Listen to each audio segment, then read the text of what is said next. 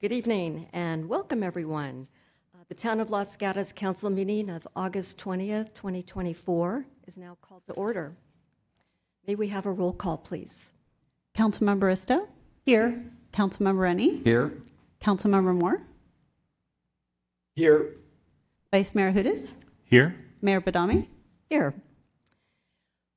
Would everyone please stand and join me as I lead us in the Pledge of Allegiance? I pledge allegiance to the flag of the United States of America and to the republic for which it stands, one nation, under God, indivisible, with liberty and justice for all.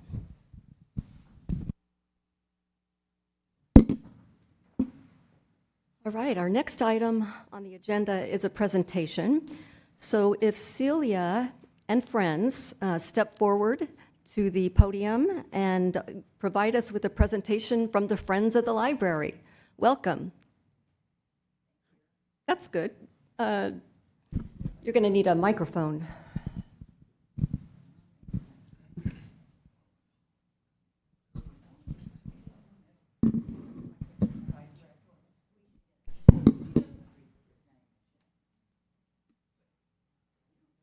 You want me to start off? Okay, I'm starting off. Everybody, I would like you to meet some of the Friends of the Library, the Friends of Los Gatos Library, who for 44 years, since 1980, every single year have been donating tens of thousands of dollars to support programs at the Los Gatos Library. As you may know or you may not know, all of the programs, so the town funds all the books, it funds the buildings, it funds the staff, but all the programs, single program that we do inside that building is actually funded by the Friends of the Library through their volunteer efforts. They run the bookstore, which is right up here, which is the most fantastic bookstore in town. Should definitely pop in. And all the proceeds from that come are donated back to the library for our programs, as well as all other fundraising they do. And looks like this year, I'm going to hand it over to you, and you can tell us about the amount of this check. Thank you, Ryan. This year, we're able to provide the library with $60,000, so I hope that covers all of the wonderful programming and activities that you do. And the programming ranges from online author presentations, from children's story hours, from book clubs, and many, many other activities which are listed on the library calendar. As Ryan mentioned, our bookstore is right here in the Civic Center next to the museum. We are open Wednesday through Sundays, from weekdays from 1 to 5, and Sundays from 10, or Saturdays and Sundays from 10 to 5. So please stop by. We have a wonderful collection of books which are slightly used and which we receive through contributions from community members. So we would love to have you come and visit, so next year we can provide even more money to the library. Thank you very much.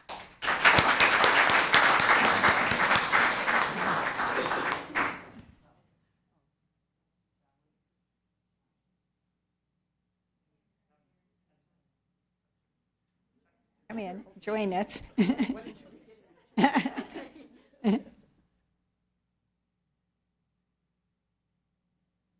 Okay. Thank you. Thank you.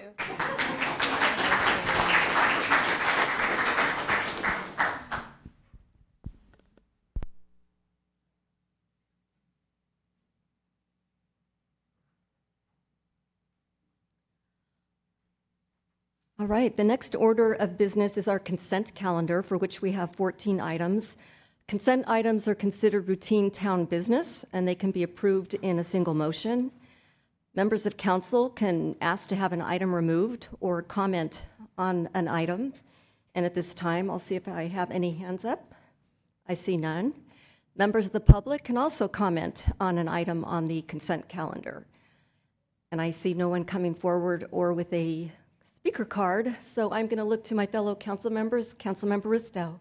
Thank you, Mayor. I move to approve consent items 1 through 14. Do I have a second? Second. All right, I will call the question. Actually, we're going to go do a roll call. We have Councilmember Moore on Zoom. Councilmember Risto, Aye. Councilmember Rennie, Aye. Councilmember Moore, Aye. Vice Mayor Hudas, Aye. Mayor Badami. Aye. Passes unanimously. Our next order of business is verbal communications, and members of the public are welcome to address the council on any matter that is not listed on the agenda. I have speaker cards, and I'm going to start with Gus Hu. Would Gus Hu please come forward?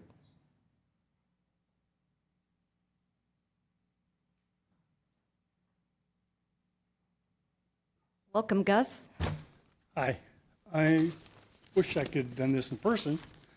I was reading the paper for the local town for the local government, and I was here when the Los Gatos town manager is resigning, and I did take some pictures, or not. I didn't take some pictures, but I would like to represent myself and Darth Vader. See my shoes. And so I was saying hi, you know. But I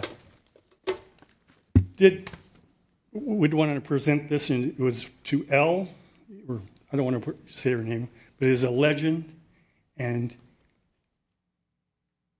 he, because this is from the Cat in the Hat town, said it was great respect, and I see that.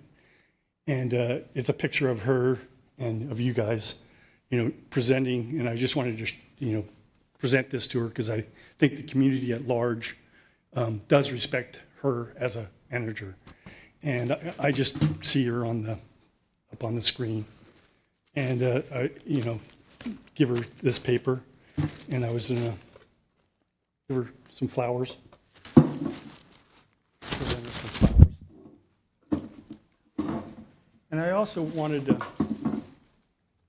give her a little Cat in the Hat sticker book, and present her with a dinosaur coloring book and some crayons, number 24 of them for this year. I have extra pictures for you guys, and that's pretty much my presentation.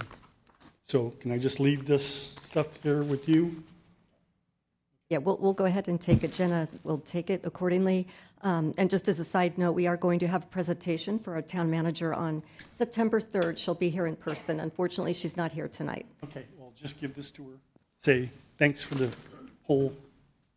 Okay. Thank you, Gus. Okay. Our next speaker is Nancy Cole. Please come forward.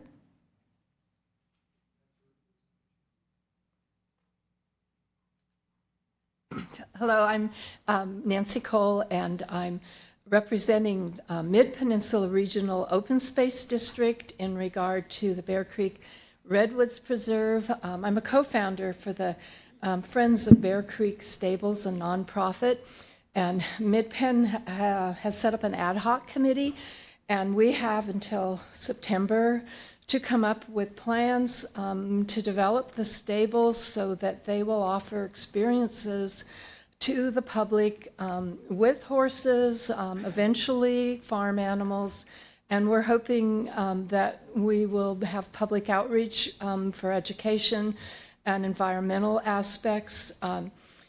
We will use the stables as a platform. We've learned in the past that it's the horses that bring in the students, the teens, and even the adults.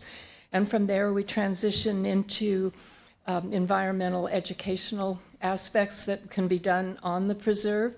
So I just wanted to make you aware that we're in this process.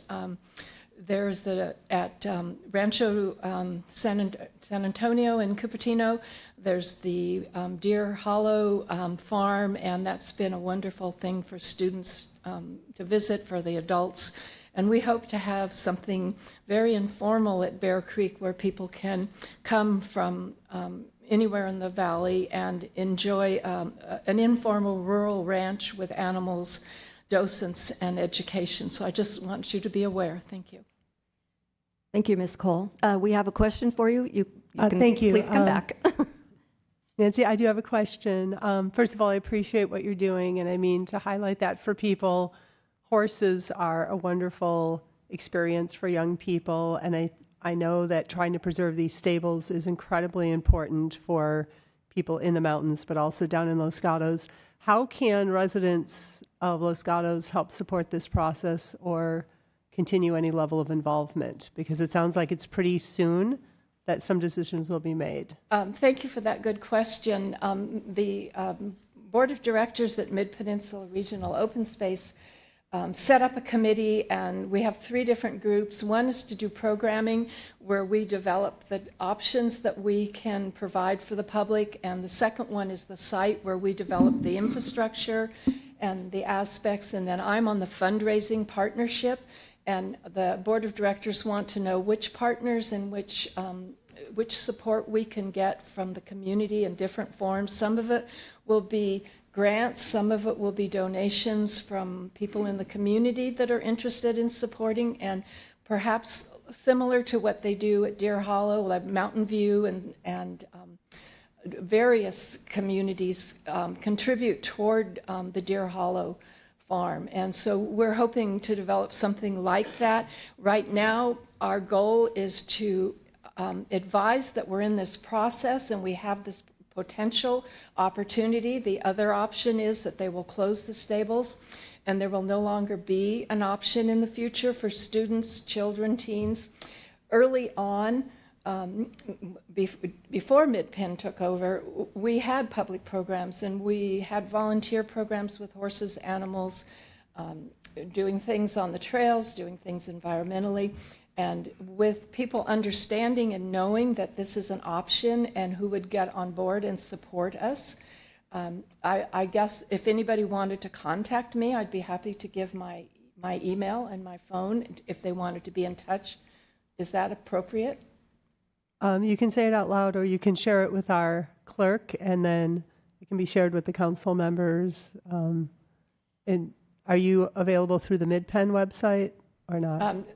We have Susanna Shen that has a website particularly for this project through Mid-Penn. They have very good, readable, clear when you go into their websites. So she would be the contact at staff at Mid-Peninsula, but the directors we're working with, our groups are working with 3 particular directors, which would be Director Gleason, Director Holman, and Director Riffle.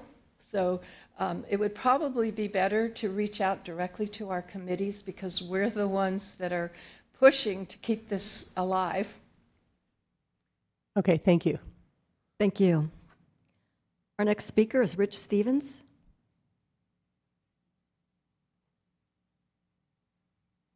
Hi, I'm Rich Stevens. I'm going to read most of this to make sure I get through it in 3 minutes, so I apologize. I believe that the majority of Los Gatos citizens still have no idea what could be coming to our town. I counted 16 builders' remedy projects, the majority of which are crazy high skyscrapers that will change everything about our town forever. The input you've given us so far is that we, the citizens, should reach out to the builder. We've done that. However, since the plans were submitted under Builder's Remedy of SB 330, no change of 20% or more is allowed, or the developer has to start from scratch and thus loses all their allowances under SB 330. The exact quote from the Newtown builder was, "Since the town and HCD have now accepted the housing element, we are not able, nor are we considering any changes to our plan."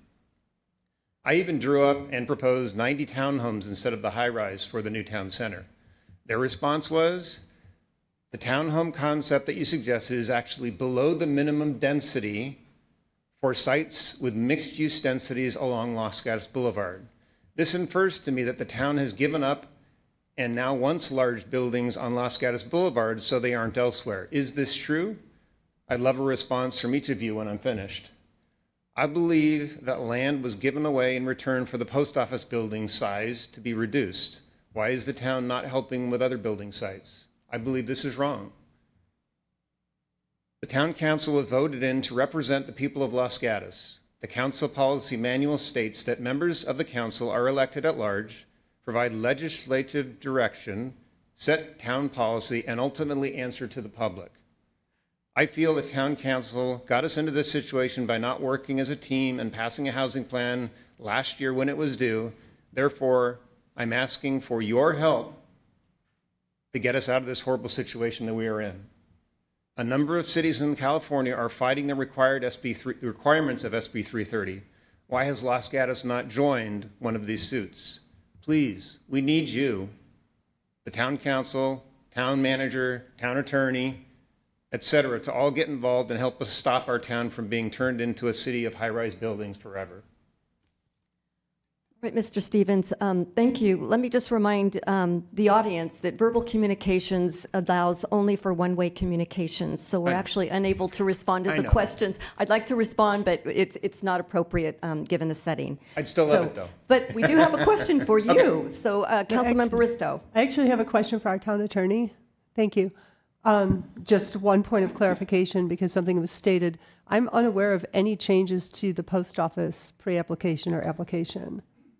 I'm not aware of any changes to the post office application either. But maybe this is a good opportunity to talk about the website where people have their plans posted. If you go to the planning division page on the Town of Los Gatos website, there's a list of all the pending SB 330 planning applications. Yeah. I was told that part of the town parking lot was given to the builder in return for the reduction in size from 7 to 4 stories. If that's wrong, I apologize, but that's what I was told. No, I'm not aware of that being the case. Okay, Stay put. Vice Mayor Hudes has a question for you. Okay. Yeah, I have actually a question for town staff. For some time, we've been requesting a study session with our outside counsel to understand what levers are available to the town with regard to the SB 330 and builder's remedy applications. Have we scheduled that session? And if so, when will we start outreach to the community to let them know that we're working on it? The study session has been scheduled for September 3rd. I can consult with other town staff regarding how the outreach will be conducted. And as a caution, that will be an opportunity to discuss the builder's remedy and density bonus law in general. It will not be an opportunity to talk about specific projects that have pending applications. Vice Mayor. So I understand that, but I would just say that if it's a study session, then perhaps we really ought to try to engage the community more and let the community know that it's coming, not just publish an agenda, 48 hours before the session. And so I would encourage us to do that because I think it's an opportunity for the community to understand at least several folks' perspectives on what are the tools that are available to the town for all stages of applications, from pre-applications to formal applications and even further down the process. So I would encourage more outreach on that. Thanks. All right, I see no further questions. Thank you, Mr. Stevens. Thank you for listening. All right, our next speaker, Amy Despars.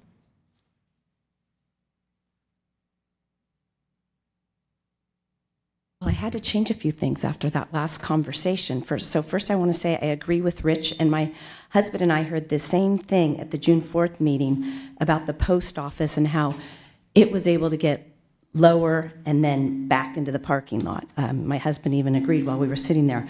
I'd also like right now to thank Vice Mayor Hudes about his comments about informing and educating the community. That is what we need. I'm also here to ask that you continue to use story polls, maybe dangerous on big sites, but not on homes, but also then renderings to inform the citizens of Los Gatos. Residents want to know what is happening around town, and this is the best way for them to see what is going on.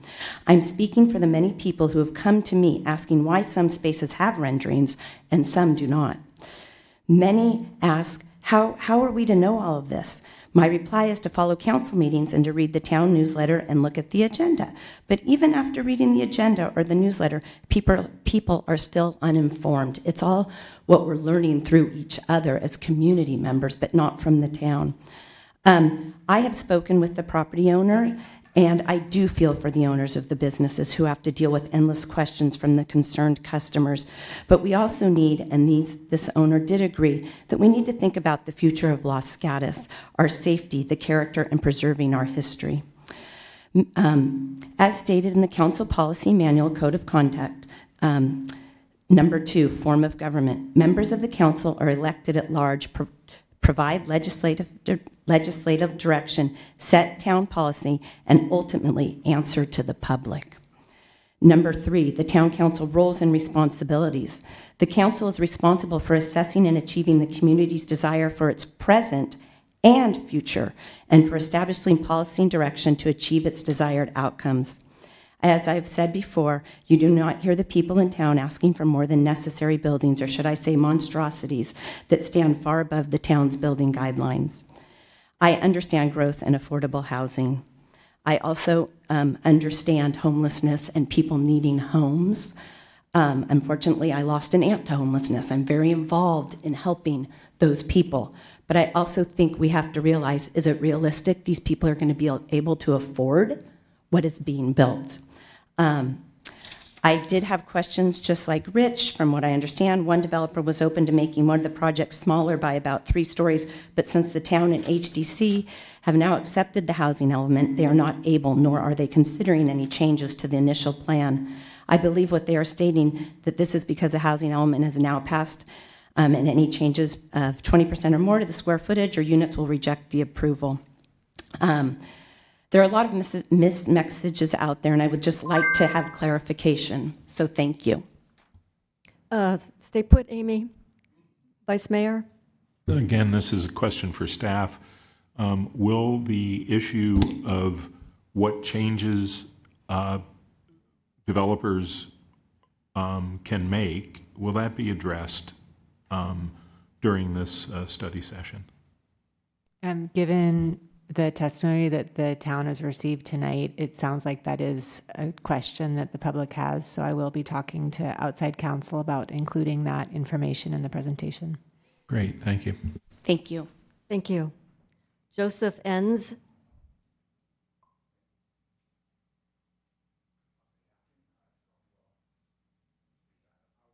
Talking about, well, the Creek, who I represent, Friends of Los Gatos Creek, which has enabled me to work with homeless people, and our wonderful police department here. Jamie, thank you for doing a great job. Mr. Todd over there. And I decided I'm going to mention the police, a positive policeman I had an interaction with. That's Detective Riley Pizzell, thank you, at the church there. And Corporal Mario, I think it's Cardoza or something. These are people that, you know, I have a person-to-person relationship with, and I'm certainly into helping this town. You know, everybody's gotten in trouble or done something they shouldn't. I grew up here and they drank or something. But you get to be a certain age, you mature, and that's kind of where I'm at. Thank you, the Friends of the Library and the library. Ryan, if he's still here. Very good. So a lot of people that work for that that are helping here. And everybody's helping everybody, and why should I go backwards, in other words? So, oh, let's see the river. I guess next meeting I come, I'm going to try to, instead of organizing, I'm going to get, we want to clear out that tube on the one side of the river so water can go through there and it doesn't because of overgrown bushes and whatnot. So I work for the city of Santa Cruz. I've got a good relationship with Public Works and the city and the town. I don't know city, it's the town here. So I'm going to do what I can to organize a safe opening of that. You know, I have to give somebody has to come to me next meeting, hopefully, and introduce themselves. Because I don't even know who's in Friends of the Creek. I just adopted it. It's still active, I'm sure, and I'm there wanting to get with people that want to be with Friends of Los Gatos Creek. And I'm going to work other than just organizing. Thank you very much. You guys are. Thank you. Our next speaker is Johanna Swenberg. Yes, she may. Linda, please come forward.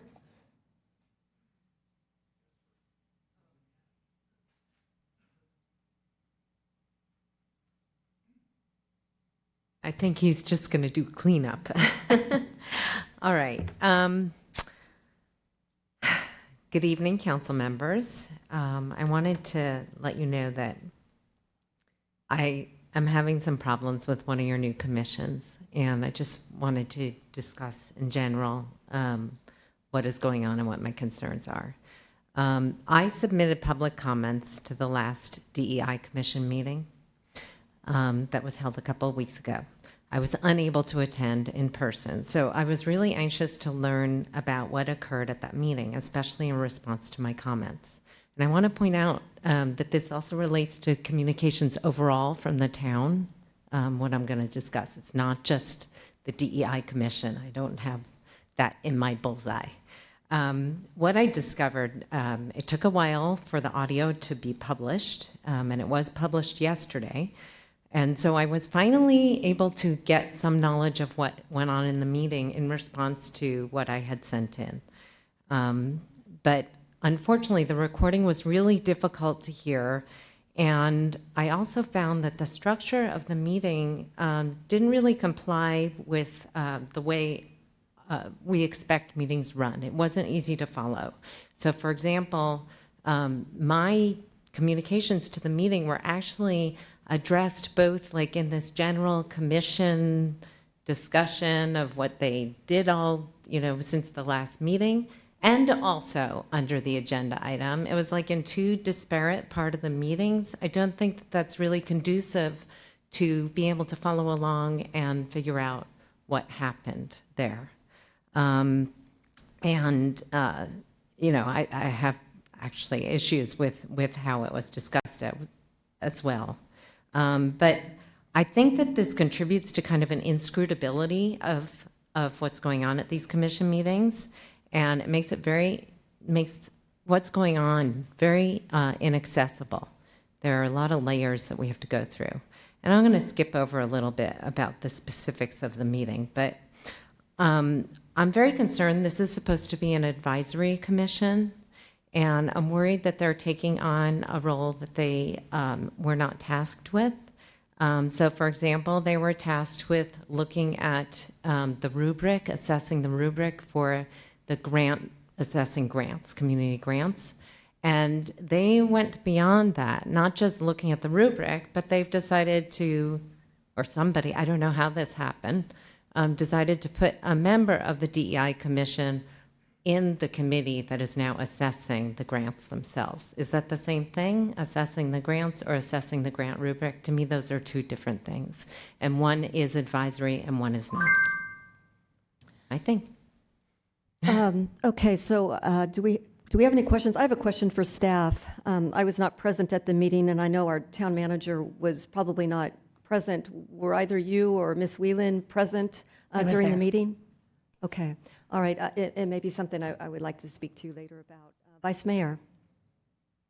Thank you for your letter and comments, which I know you didn't have time to get into on the specifics. So I maybe would like to ask a question of staff related to that.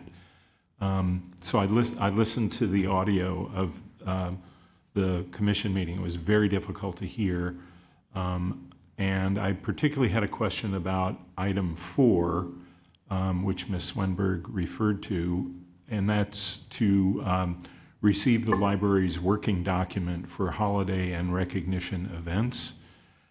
And so my question, I have a couple questions, but has the commission or library staff acted on the list item Nakba, which I believe means catastrophe in Arabic, and is meant to call attention to the founding of the State of Israel as a catastrophe? Thank you for the question. Katie Nomura, Assistant Town Manager. They did not take action on this. It was informational only. They had if this is all right through the mayor, that they had gone to a prior meeting. The council approved list of recognitions and holidays, and they had asked, what else was considered? And so we provided the breadth of that kind of brainstorming document, but that was not acted upon. All right, I'll allow Director Baker to speak. Did you want to add to that, Director Baker? There we go. Basically, Assistant Town Manager has captured that. Pardon me there. You, as a body, adopted the holiday list that we use at the library. That was in February of 2023. Prior to that, to get there, we compiled a list of like 300 different recognitions, events, things that people in the community had told us about or were important. That's what we used to whittle down to get to the list that you had approved. The DEI Commission looked at that at a previous meeting. They said, that sounds great. You all did good work. They said, by the way, can we just look at this old document just because we want to see how big this document was? So that was provided at the meeting. And so it was just informational. It was like, there's an old working document with 300 some recognitions and things on it. That was it. Thank you. Vice Mayor. Yeah, so as a follow-up to that, and I think Ms. Swenberg's letter pointed this out, and also in letter, in information that was provided by the Anti-Defamation League, this event has been a catalyst for anti-Semitic activity. And as far as I can tell, there were no other events on that list, I'm talking about the long list, that are in direct attack of the legitimacy of any group or people. I also believe that our Jewish community is concerned about the safety implications of including discussion of Nakba. I also believe that events that are of limited impact to the town and its operations don't belong on any set of activities that are supported by town resources. I know this was provided to the DEI Commission as information. I'm asking, can Nakba be removed from that list? And that list provided with the deletion of that Nakba event. So we can definitely remove that from our working list. I don't think it needs to return anywhere, but we will definitely remove it from the working document. Well, if I may, Ryan Baker, Library Director here. So the working document it's just like having Post-it notes, like, you know, so, and part of the records that we keep, it would be kind of like throwing away, I don't know, or going back and striking records on, you know, little notes and things. So I don't really know what the full purpose of that would be, because it wasn't adopted. You didn't put it into any kind of practice. I mean, we can take a pen through it, and if you really want us to do that, but it's not a document that has any purpose at this point. Well, my understanding is that it was provided to the commission for their consideration. They asked for it, and it was provided to them for information. Is that correct? So that's correct. And sorry, didn't mean to cut you off there. That's correct. And part of that was to get a scope of the full range of all, the sheer number of events, holidays, and things that that some people in this community have asked or have expressed that they would like to see. And so that one, along with many other ones, made it on the list because people in the community said something about it. And I'm going to say that just in general, there's probably, for any person that looks at that list of 300 some things, any person's going to look at that list and find a dozen things that say, for me personally, that's something I do not want to see on that list, because that's just something that's not going to work for me.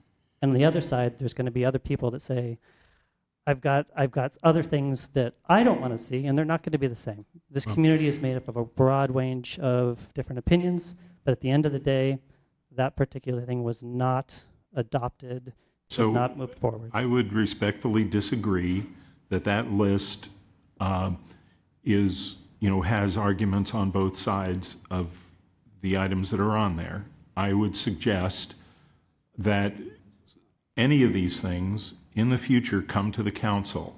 And that was my reaction to Ms. Swenberg's comments and to listening to that meeting, especially when there's an event like that on that list. Okay. I'm going to step in for just a moment. This may be something that needs further discussion another time, but I see Ms. Whelan raising her hand. Is there a comment you'd like to make? Yes, I wanted to remind the council that this topic is not on tonight's agenda for discussion, and it sounded as if the questions and answers were verging into a discussion.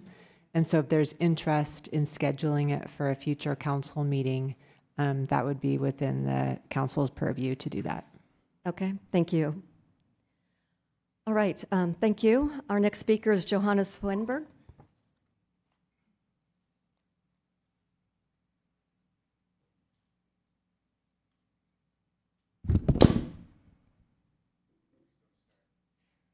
Sorry about that. Thank you, Town Council. I originally came here to speak about one topic, but it changed since we've been here. And I really don't pay a lot of attention to the town. Take this as a citizen of the town. Don't pay a lot of attention. But then something gets your attention and you say a three-letter acronym, which I actually said to my wife in its full form when I heard about the Nakba thing. And it just blew my mind. And this is from an organization that's supposed to be inclusive, not divisive, and it just made me question what was going on. So I just went and looked, so what's going on? Because I remember a year ago we were talking about this. It's like, what are we going to do? My whole beef at that time was, what are the deliverables? What are the objectives? What is this commission going to do? And I went to the web page, and I only saw the original October event. There's a press release. I know there are minutes. I'm not going to go read minutes, no offense. I hope the other commissions aren't like this, but what's the objectives? What's the status to the deliverables and to the objectives? So that's number one. The last item I changed when I heard this gentleman speak. I am not at all an expert on the whole planning, building, and whatever, but I love this town. I think this town is great. I think this town and every town in the state should give a three-letter acronym to the state of California and let us decide what we do. If you need help sending that three-letter acronym, I volunteer. Thank you very much. Okay. Thank you. I see no hands up for questions. Thank you. I have no more speaker cards. Would anybody like to come forward with a speaker card and speak to us on an item that's not on the agenda? I think I might see one in the audience. Two? All right, please come forward. And I'm also going to look to see if we have hands on Zoom after that. I'm sorry, please fill out a speaker card if you're present in the audience, and then we will call you up shortly, if not now, if you're the first one that's ready to go.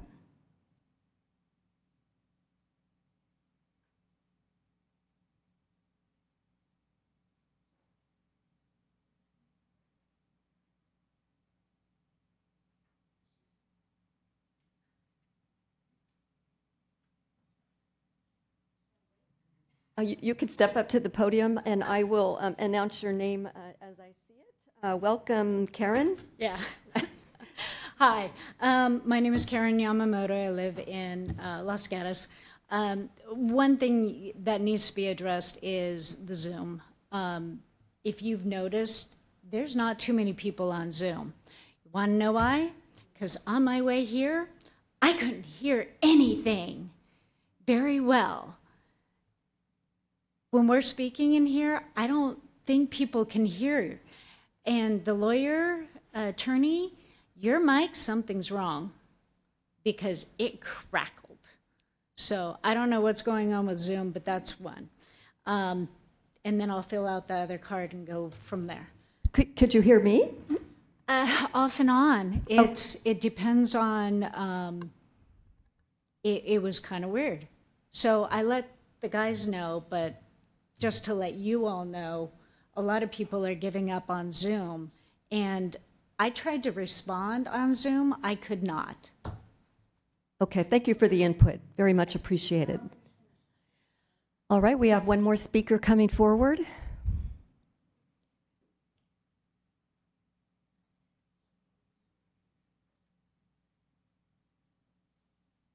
All right, if you could announce your name since I don't have your speaker card.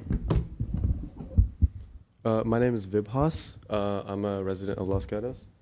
And I just wanted to kind of bring attention to that road, part of Quito, when you go on the highway over here out to I forgot what the name was called, the road was called, but when you take a right onto Quito, the exit, there are no lights. And I wanted to just kind of ask if you guys could note developing an idea for either lights or reflective pavement marks for those roads, because as we know, it's the woods and there's a lot of wildlife out there, and when I'm driving, when it's dark outside, my car's lights only kind of go forward, and I can't really see in my peripheral. So I'll see a deer and kind of jump in front and have to brake really fast, and I don't want to, I don't want to accidentally hit a deer or another, like a rabbit or something like that. So I just kind of wanted to bring attention to the council and to the town managers that we should build some lights on that road. And I know I spoke to a few people, and I know that one of the reasons why we don't build lights there is to preserve the the old town kind of setting there, because there's a lot of houses there that are really private and residential there. So if that's not an option to build lights on that road, those reflective marks on the yellow lines would be very helpful, just so I could see the road a little bit better, because the concrete's really faded and the light's really faded. So. Mr. Simha, can you just clarify for me the location? You said Quito Road? Yes. Which a lot of it is in Saratoga, Monte Sereno. Are you talking across from where Austin Way is? Yes. Off Ma'am. Highway 9? Yes, ma'am. Okay. Yes, ma'am. I don't believe, are you certain that's Los Gatos? I spoke with Councilmember Moore a few days ago about that, and I believe he said that that's around Los Gatos'. Okay, I will confirm that with the town. I'm very familiar with the area, and I don't believe that it's in Los Gatos, but we'll double check it, and if it is, we'll certainly pay attention to the comments that you made, and thank you for bringing it to our attention. I tried to, I know I only had 30 seconds, but I did look at the addresses around just to make sure it's Los Gatos, and all those addresses came up as Los Gatos, but I apologize if I was mistaken in that. No, we'll check it out. Thank you so much. All right, do we have any other speaker cards? Would anybody else like to come forward and speak to us on an item that's not on the agenda? Seeing no one come forward, are there any hands on Zoom? There are no hands raised on Zoom. Right, I am going to close public comment on verbal communications. And before we get started on item number 15, which is other business, would Chris Constantine please stand? So everyone, please join me in welcoming Chris Constantine to Los Gatos and as appointee to town manager.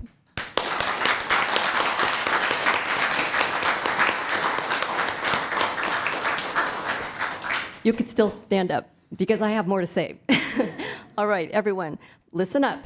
He was chosen after a very rigorous recruitment process over many qualified candidates. And with over 27 years of distinguished service in government, he brings a wealth of experience in city management, public safety, fiscal responsibility, education, community engagement, and currently serves as the city manager for the city of San Dimas. Their loss is our gain. And with Chris returning to his home in the Bay Area and to his roots here in Los Gatos. His leadership will be a tremendous asset to Los Gatos, and we are grateful for his consideration. So thank you, Chris. You can be seated. Thank you.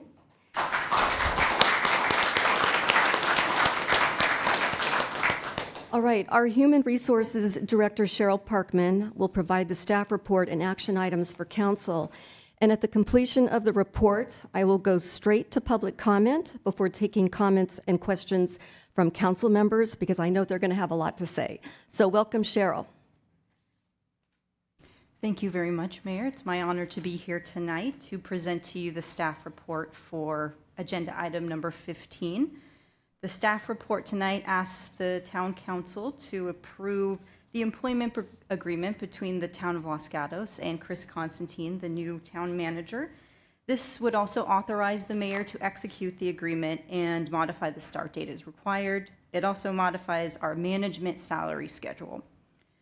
This will also approve a budget expenditure adjustment in the amount of $61,188. Pursuant to SB 1436, it is required that the town council hear a verbal report of the summary of the town manager's compensation. And the town manager's compensation is going to be as such. There is a proposed base salary of $300,029, I can't say that word, dollars. There is also going to be an employer dollar-for-dollar match and a cell phone stipend of $120 per month. And I should revise my comment to say an employer dollar-for-dollar match to his deferred compensation account. And all of the other benefits will be in accordance with the management benefits summary. And this includes a 15-month severance payment in the event of termination. I would also like to say that the current town manager will be retiring on September 6, 2024, and during that intervening period, Katie Nomura will be serving as the interim town manager. So with that, that concludes my report tonight, and I'm asking for approval of the staff recommendation. Thank you. At this point, I'm going to open public comment. I don't have any speaker cards. Would anybody like to come forward and speak on this item? See no one come forward. Do we have any hands on Zoom? There are no hands raised on Zoom. All right, I'm going to close public comment and go right to my council members for any questions. Councilmember Risto. I don't actually have any questions, but I just wanted to make a couple of brief comments. I mean, first of all, for the community, thank you for your faith in your town council. All of these proceedings are done in closed session because when you're interviewing for a candidate, privacy is of the utmost concern. But I have to say that for me personally, it was so refreshing to have a very large number of applicants apply to our town. It tells me that this is an incredibly desirable place to work. I know it's an incredibly desirable place to live in. And among those many, many candidates, we had a number that were highly qualified. And I am so thrilled because as we were interviewing people, it became so clear that Chris Constantine basically checked every box of what I could imagine for our next town manager. And I know that we are in a really great place, and Chris is going to take us further with his financial background. One concern I had was hiring somebody that had worked with their own police department. The fact that he's been a reserve police officer for, I believe, 20 years tells me he really understands policing and community policing. We were fortunate enough to receive an open letter from the mayor and Mayor Pro Tem from San Dimas congratulating us on this amazing hire. And I feel like we were fortunate not only to be a wonderful place, but to catch Chris's attention because this is his home, this is his area, and he's back. And I'm so excited to have him back to Los Gatos. Thank you. Councilmember Moore, welcome. Thank you, Mayor. Same boat, no questions. I just wanted to make a comment. I want to give Mr. Constantine both a huge congratulations and thank you for his eagerness to serve the town of Los Gatos. I am incredibly confident that Chris will serve our town and community well. I'm grateful to have found such a strong, dedicated leader to guide Los Gatos through what I think we all know may be some challenges in the years to come. I'm eager for the entire community to meet Chris because I truly believe you will be as impressed with him as I have been.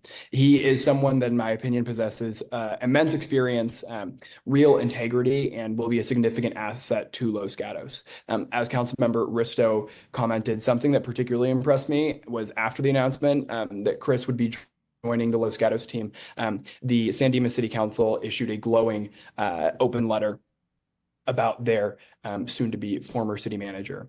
I also have to mention that it's very exciting to have a fellow, not an elementary school and Union Middle School alumni joining the Town of Los Gatos team.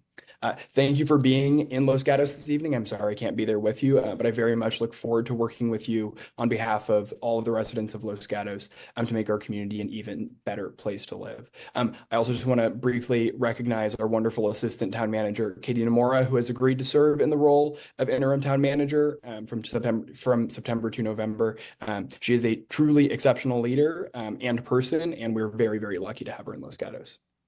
Okay, thank you. Councilmember Rennie. I'll just keep it short and welcome Chris and say I'm also very excited to have you coming. We had a lot of good candidates, and you're an excellent candidate with excellent qualifications, training, and experience, and I feel lucky that you had ties to Los Gatos so we could get you to come. So I'm really looking forward to what you can help us achieve in Los Gatos. Vice Mayor. I'd like to add my welcome to Chris as our new town manager, and your background in emergency operations coordination and hands-on experience during the fire near Chico several years ago is an experience that we can learn from, as well as your deep financial acumen and other general experience in running a city. Hopefully there'll be some opportunities for you to get to know you better, not just in these kinds of official meetings, but also at the many social events and town events that go on. And I would just add that receiving that letter from San Dimas was just extraordinary.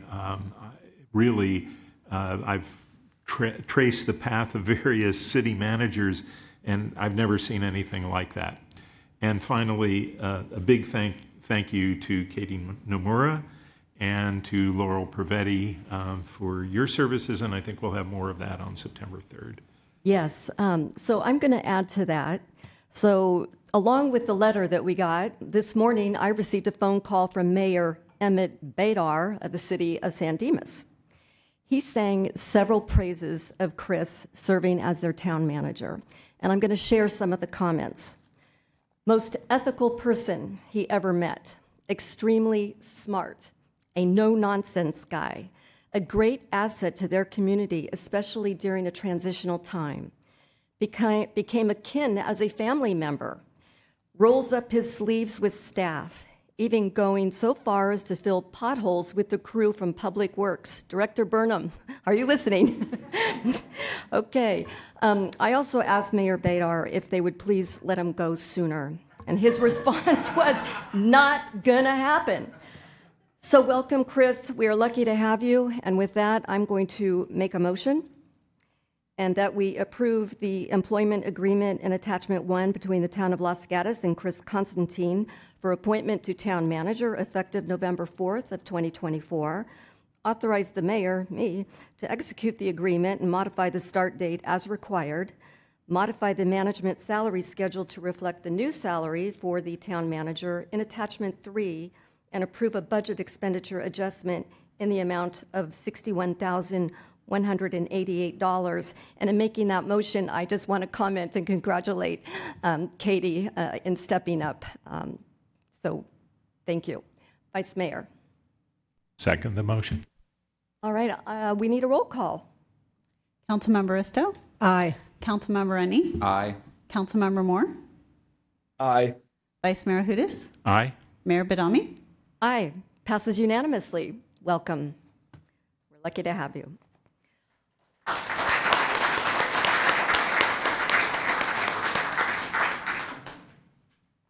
Okay, we are going to move on to item number 16, which is to adopt a resolution appointing the nominated candidates to the town council and canceling the November 5th, 2024 general municipal election. Is that the 5th? I thought it was the 4th.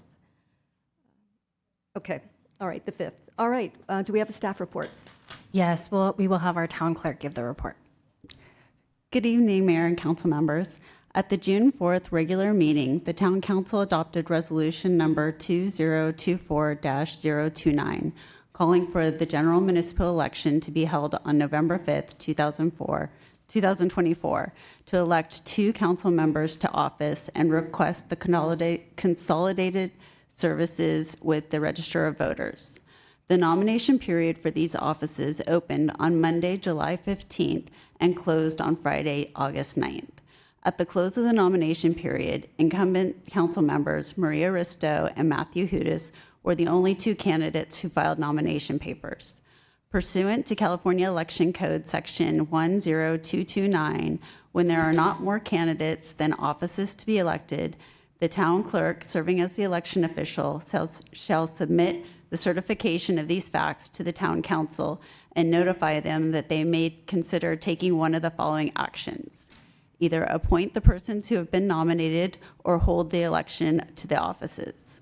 A memo with the certification was submitted to the town council after the close of the nomination period on August 9th, A notice of these facts was published in the Los Gatos newspaper in accordance with Election Code 10229 on August 15th. The certification and notice of certification were also posted on the website and at the physical posting locations. The options before council this evening are to either adopt a resolution appointing the nominated candidates, Matthew K. Hudis and Maria L. Risto, to the offices of council member and cancel the election or proceed with holding the election.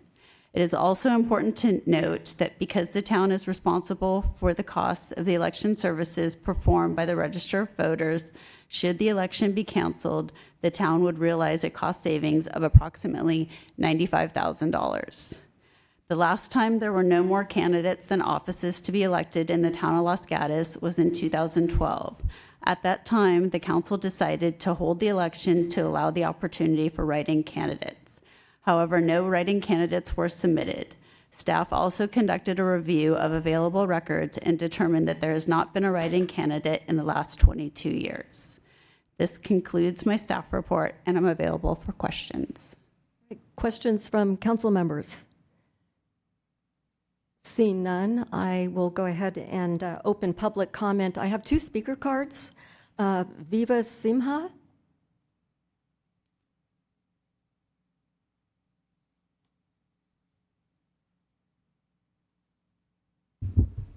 Good evening.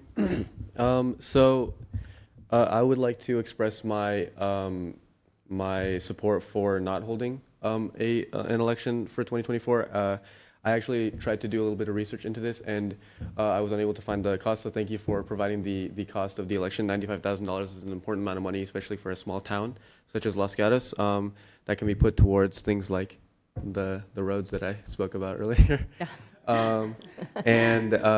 I think that the facts are just very simple. In 22 years, no write-in candidates. One individual, I believe, intended to submit their nomination, but obviously the 2 incoming council members and vice mayor were the only ones who filed. So that person obviously was not motivated enough to express interest in running and spending money on campaigning. So I think that the smart thing to do is to save that nearly $100,000 of town money and tax money to divert into other important town projects. So yeah.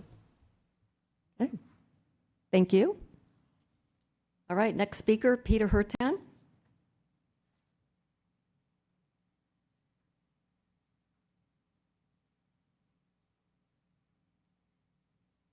And good evening. So I endorse the prior speaker's comment. And so I did a modest survey, and it was unanimous. Everybody thinks the money is better spent on more tangible benefits for the citizens. But I also wanted to comment about why you don't have any competitors.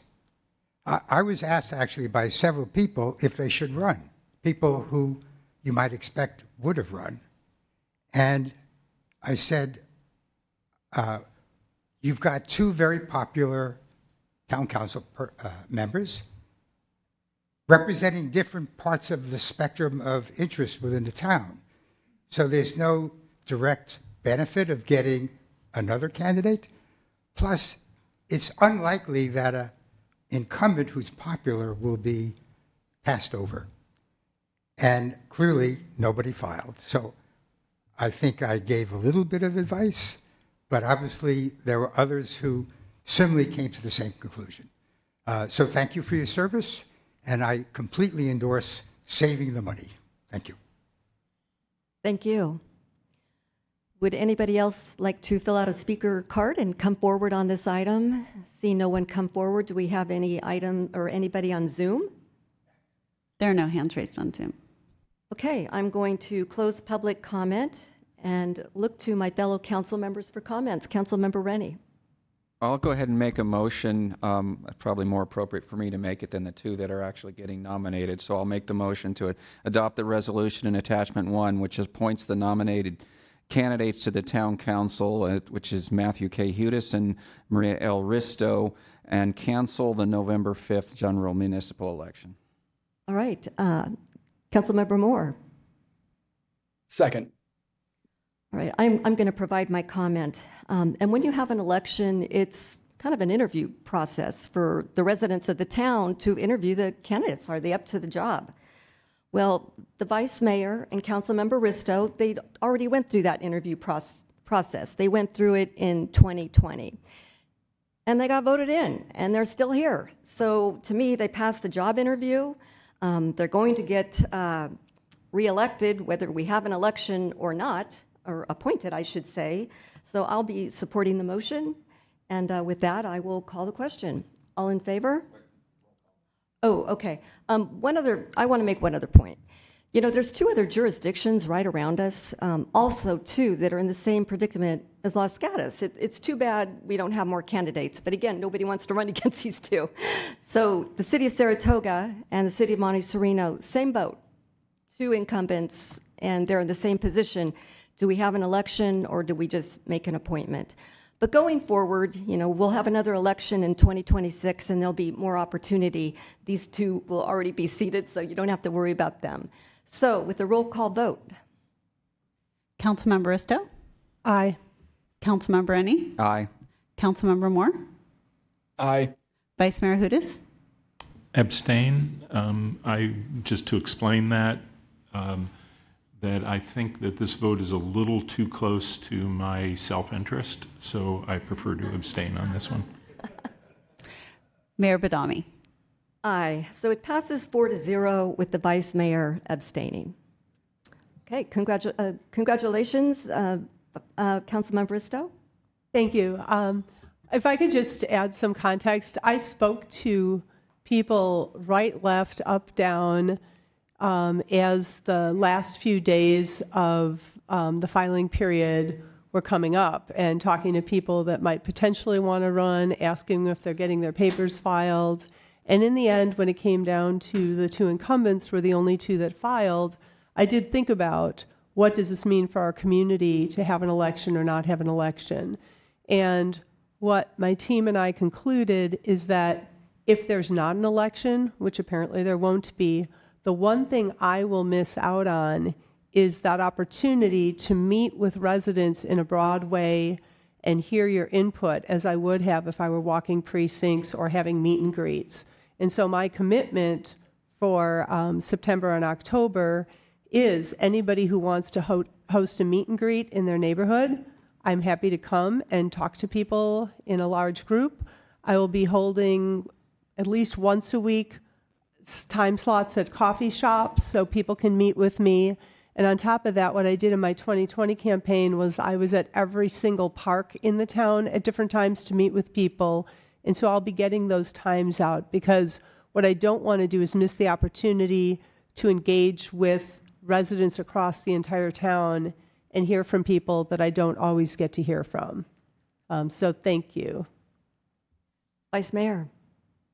And I want to thank my fellow council members for their encouragement and support. And I would also note that I will miss some of the kind of engagement activities that come with an election. And so I will be hosting some Zoom town halls on specific topics, and I'll be sending out some notes on those topics in the schedule. I won't get them all in before the election, so I hope to continue to hold some of those sessions on important topics into the next few years. Okay, thank you. We're going to move on to item number 17, which is to receive the information provided in the Police Services Report, January through June of 2024. Welcome, Chief Field.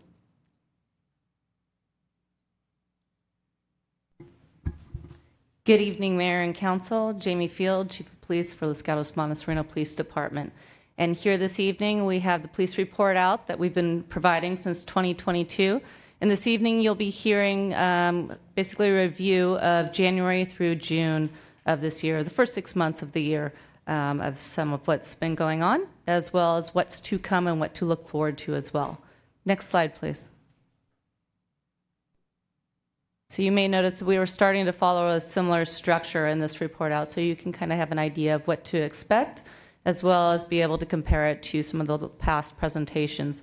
We always like to start off with an update on our staffing model because we know that we've come through quite some time of challenges, and we're making some progress, specifically in the area of our dispatch.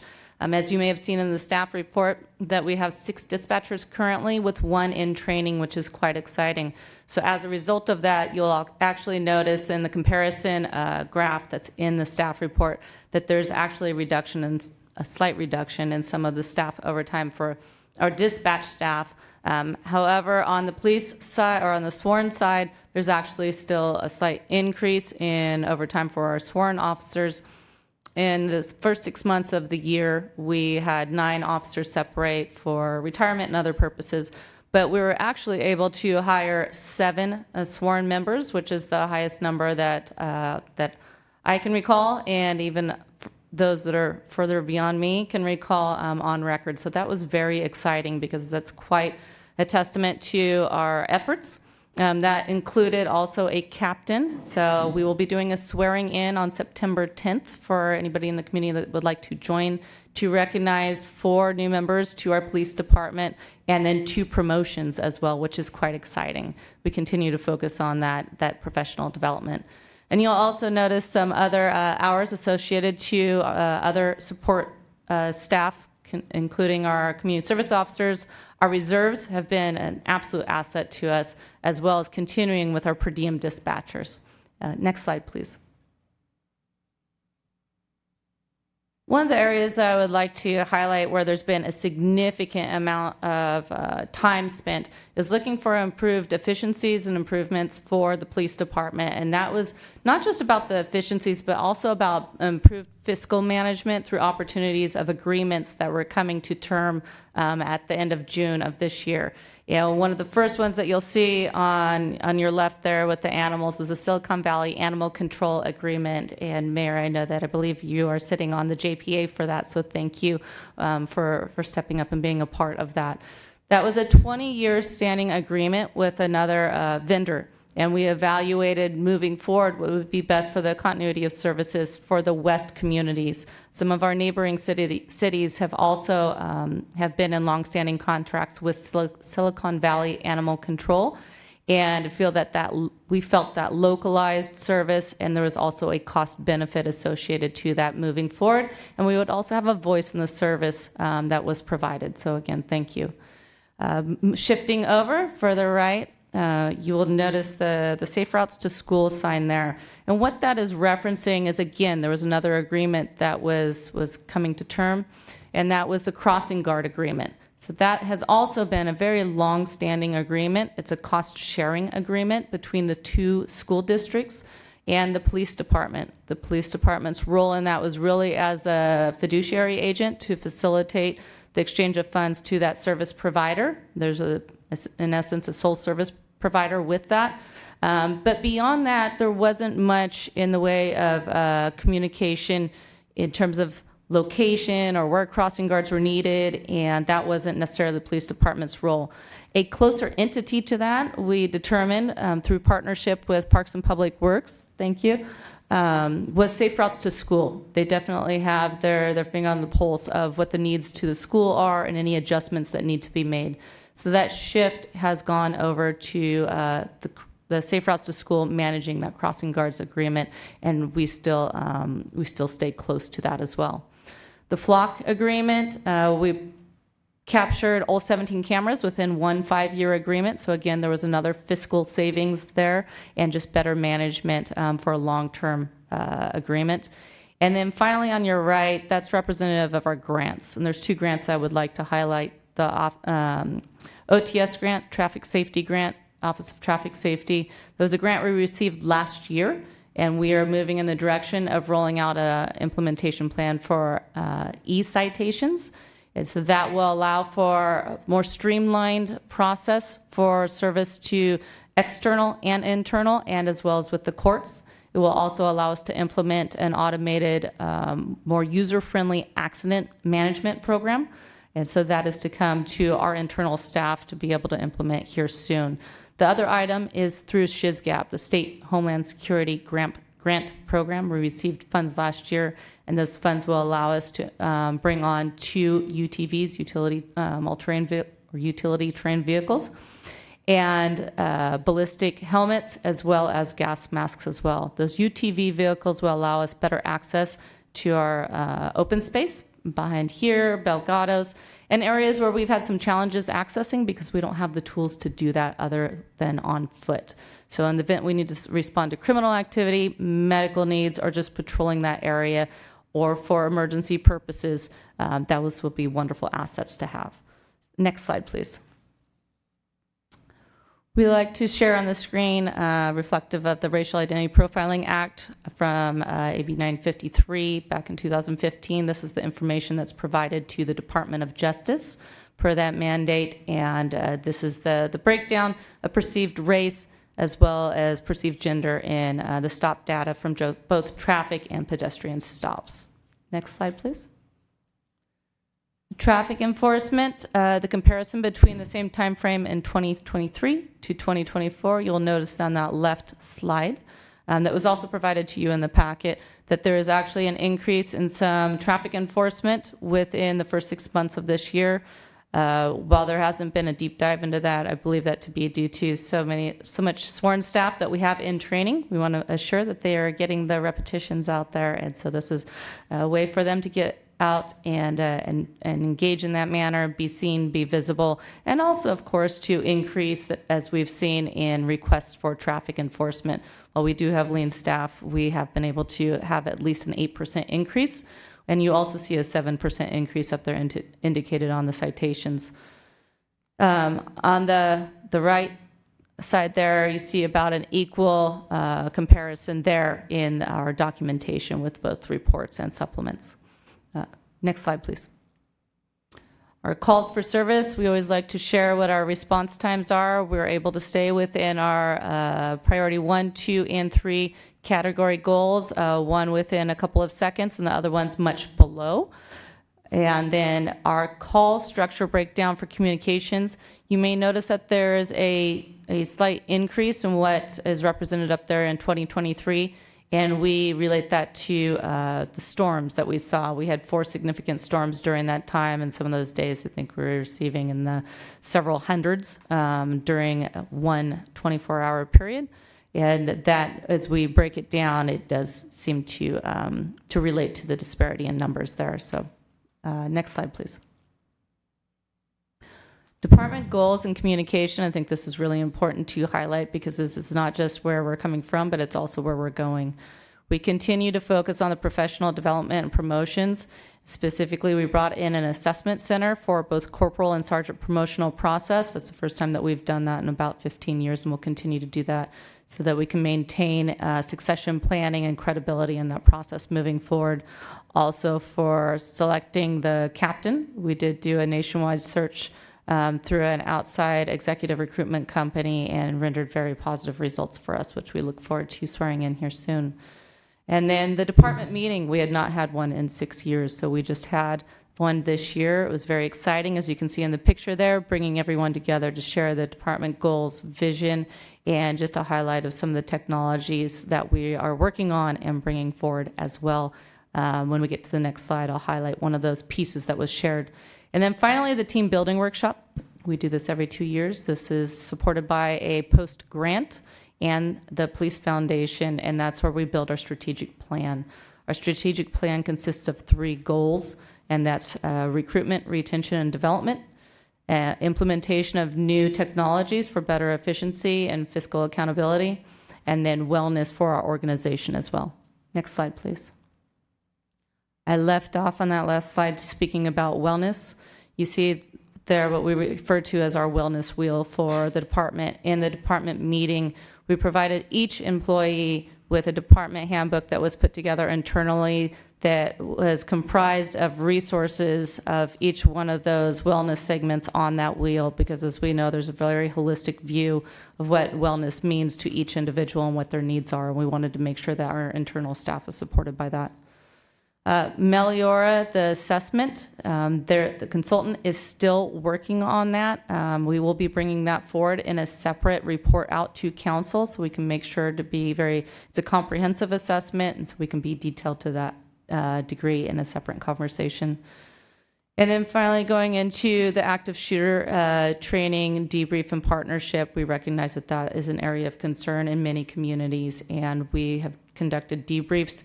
We worked over the summer with the fire department and doing scenarios at one of our local elementary schools, including role players to provide better stress inoculation to those that were taking part in that. And we continue to build on that, and we'll do so here in future months through our advanced officer training. And we continue to build on our collateral teams, as many of you are aware of. Next slide, please. I won't go through all of these details, but this is what we're very proud of. This is our community policing here that you really see represented up here on this screen is something that I am proud of here for the department. And I would say that all that work within the department have some piece of this. Our volunteers are our force multipliers in so many ways. Our volunteers in policing, our VIPs, within this first 6 months, they contributed 800 hours of volunteer hours, and that was 260 or so welcome packets to new members within our community. They are out there visiting vacation homes or homes on the vacation list. Those homes might be anywhere from 7 to 20 homes in a week, and visiting those 3 times a week, do the math over the time. That's a wonderful service that we can provide to our department. Another one I'd like to highlight is our involvement with the unhoused community. That's not a dedicated officer that we have handling that. That is one of our detectives, and that's a passion of his. And as time permits, he goes out to the churches and in other ways engages with the unhoused community. As you can hear from some of them that even come and speak in the council, that we look to partner with them, understand how we can support them and what their needs are. And then I'll look over to the Police Foundation, because that resource continues to support us in so many ways and be an ambassador for us. Our drone program right now is solely due to their involvement. The other areas, the Community Police Academy, we ran our second one this year during this reported time frame. We had over 20 members take part in that. It was very exciting. I know some of you stopped by that, and we even have some graduates in the audience. And we will be hosting our third one in the spring of this coming year, and have just started that recruitment process. So this is an opportunity to get that word out. So that's just a few of those areas. Next slide, please. Okay, what's next? What's to look forward to, and what will be a part of the next report out come January? I mentioned about the Meliora assessment. We will be bringing that to you sooner than January. I hope to bring that to you in about October or November. I mentioned about the swearing in. The police recognition luncheon that will be coming October 17th this year will be hosted at the Jewish Community Center. For those that attended last year, I think it was in the 90s in that room. So we looked for a location with some air conditioning and to be able to hold even more of our community as well. So it will be probably a larger event, and we look forward to seeing so many faces from our community there so we can share our stories. The Community Police Academy, I mentioned, our new SRO, new because our prior one's retiring, but our new SRO, he's already off and running, doing a wonderful job building those relationships, getting to know our new students, welcoming them, and driving around the campus safety cart that many of you might see rolling around through town, our electric campus safety cart. And so that is going well. And then our canine, we are in the process of evaluating canines, not for the purpose of what we used historically in the past, but for purposes of explosive detection, as well as tracking, so that we can track lost children, adults, or even suspects or individuals involved in criminal activity, and then also using the explosive detection that would also be a mutual aid asset to other partners in law enforcement as well. Next slide, please. These photos are a compilation of some of the events that we've taken part in over the last 6 months. You see there the law enforcement torch run, Spring into Green, the bocce ball tournament where we did fundraising, swearing in, and other opportunities for engagement, as well as a glimpse of our therapy dog up there. I believe that's Gary there as well. So with that, I'm available for any questions, and thank you for receiving this report. Thank you, Chief, for the presentation. It was outstanding. It's clear you have great pride in your department, as do we. I'm going to look to my council members to see if they have questions. Councilmember Moore, and then I'll go to Councilmember Rennie. Councilmember Moore? Thank you, Mayor. Yeah, this was excellent. Thank you very much. First, thank you for supporting Safe Routes to School and working with them to create a better way to employ our crossing guards. And I also just want to give a huge compliment to the Los Gatos Montesrino Community Police Academy. I feel like that's something, you're doing so many great things, but that is something really worth highlighting. I was fortunate to attend the final meeting and graduation, and I know how much work and effort goes into that program, but it is so worth it. Every single person I talked to who attended the academy found it to be incredibly valuable, and doing it at no cost is even better. So just two big compliments there. One very easy question. What time is the swearing in? 10 a.m. I had to think back, but yes, it will be at 10 a.m.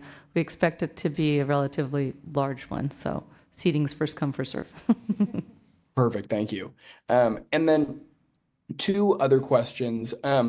One is about how we deal with residents who, when English isn't their first language. So if one of our officers pulls over someone and English isn't their first language, I had someone ask me this question and I didn't know the answer. And then the other question is any update on the partnership with the Youth Commission on the fentanyl opioid awareness money, if there's anything happening with that.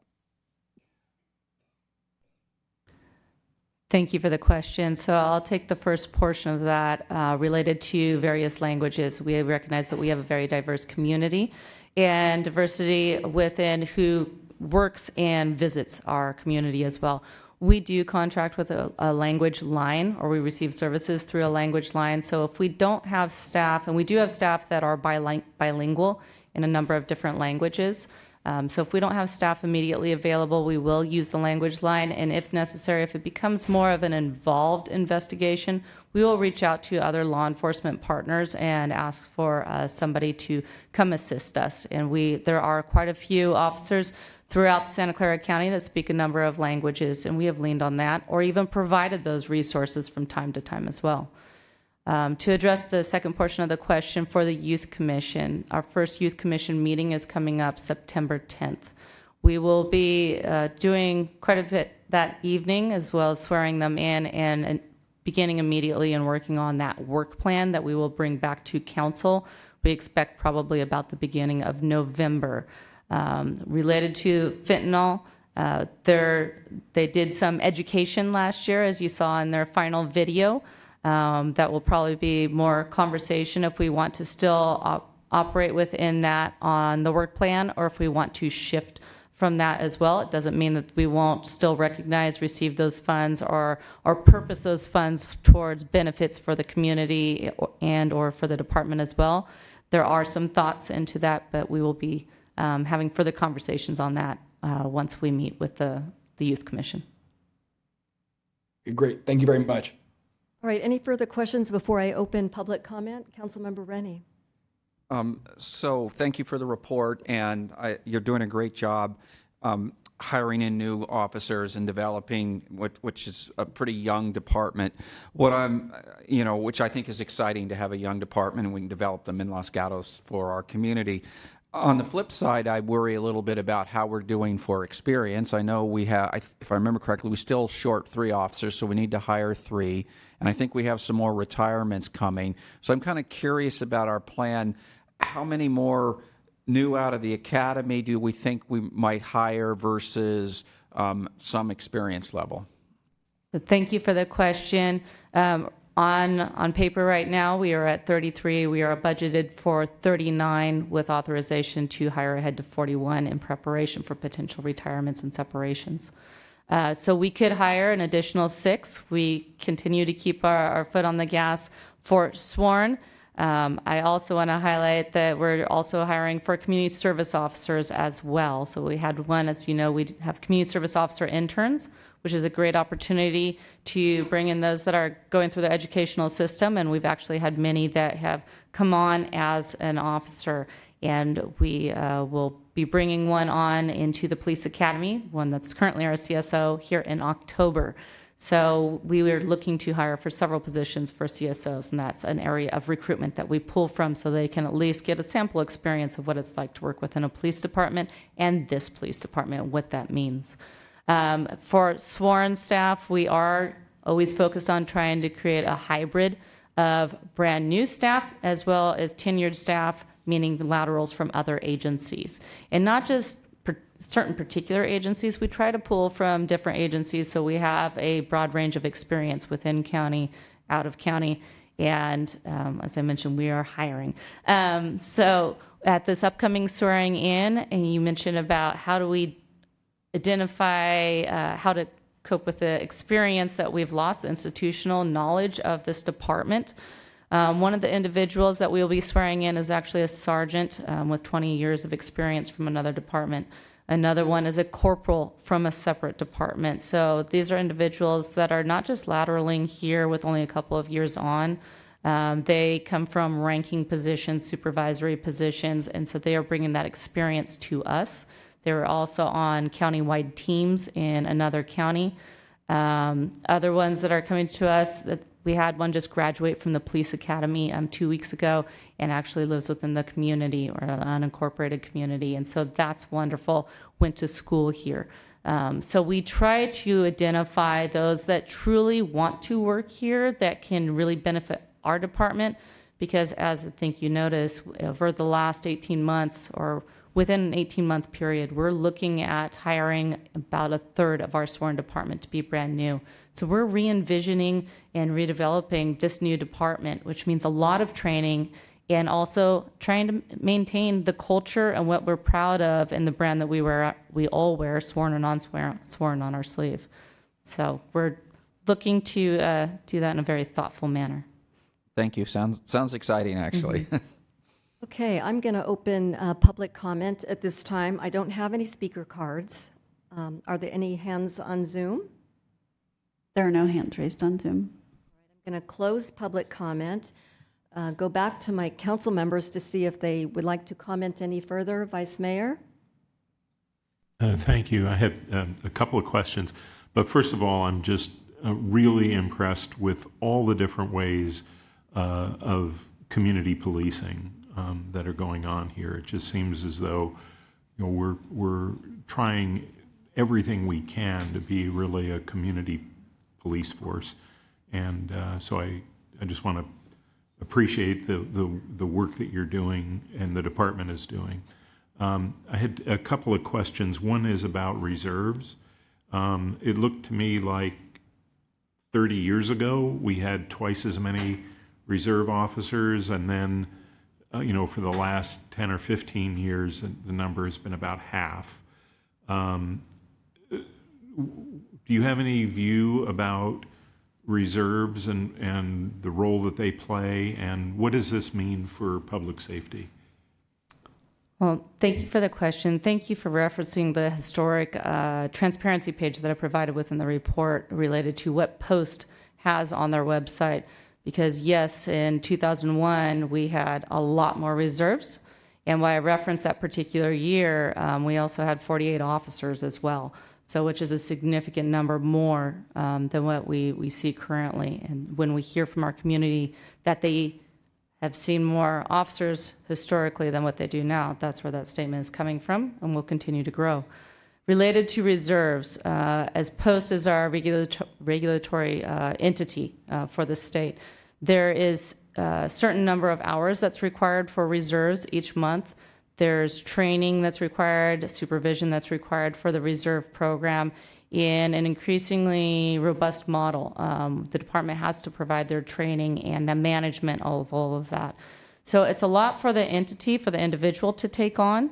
And it's also a lot for the department to take on. And when we see increasing liability that comes with policing. I think that sometimes there may be a pause for the individuals that are considering being reserves, because it's definitely not only an investment of time, but it's incurred in liability on them as well. Additionally, for reserves, our deployment of reserves, we want to make sure that we're providing that high level of customer service that we are proud of and that personalized service. Our reserves are not assigned to a specific shift. They're not assigned to certain days of the week. So if they go out and handle or assist with an investigation, it may not be a high-touch investigation, a complex investigation, because we want to make sure those involved in that investigation can call and speak to that same officer. And if a reserve may not be returning for 2 weeks, it makes it challenging to provide that level of service. Great, that's really helpful. I have another question, if I may. Totally different area, Flock. How is Flock doing now that we're entering a more, now that we have a period of more experience with it? We had some, tremendous stories and numbers coming out of the block. Is that continuing? And are any of the potential challenges with Flock, have they emerged also, the concerns about privacy or things like that? So if you don't mind giving us a quick update on that. Sure, thank you. Happy to provide a Flock update.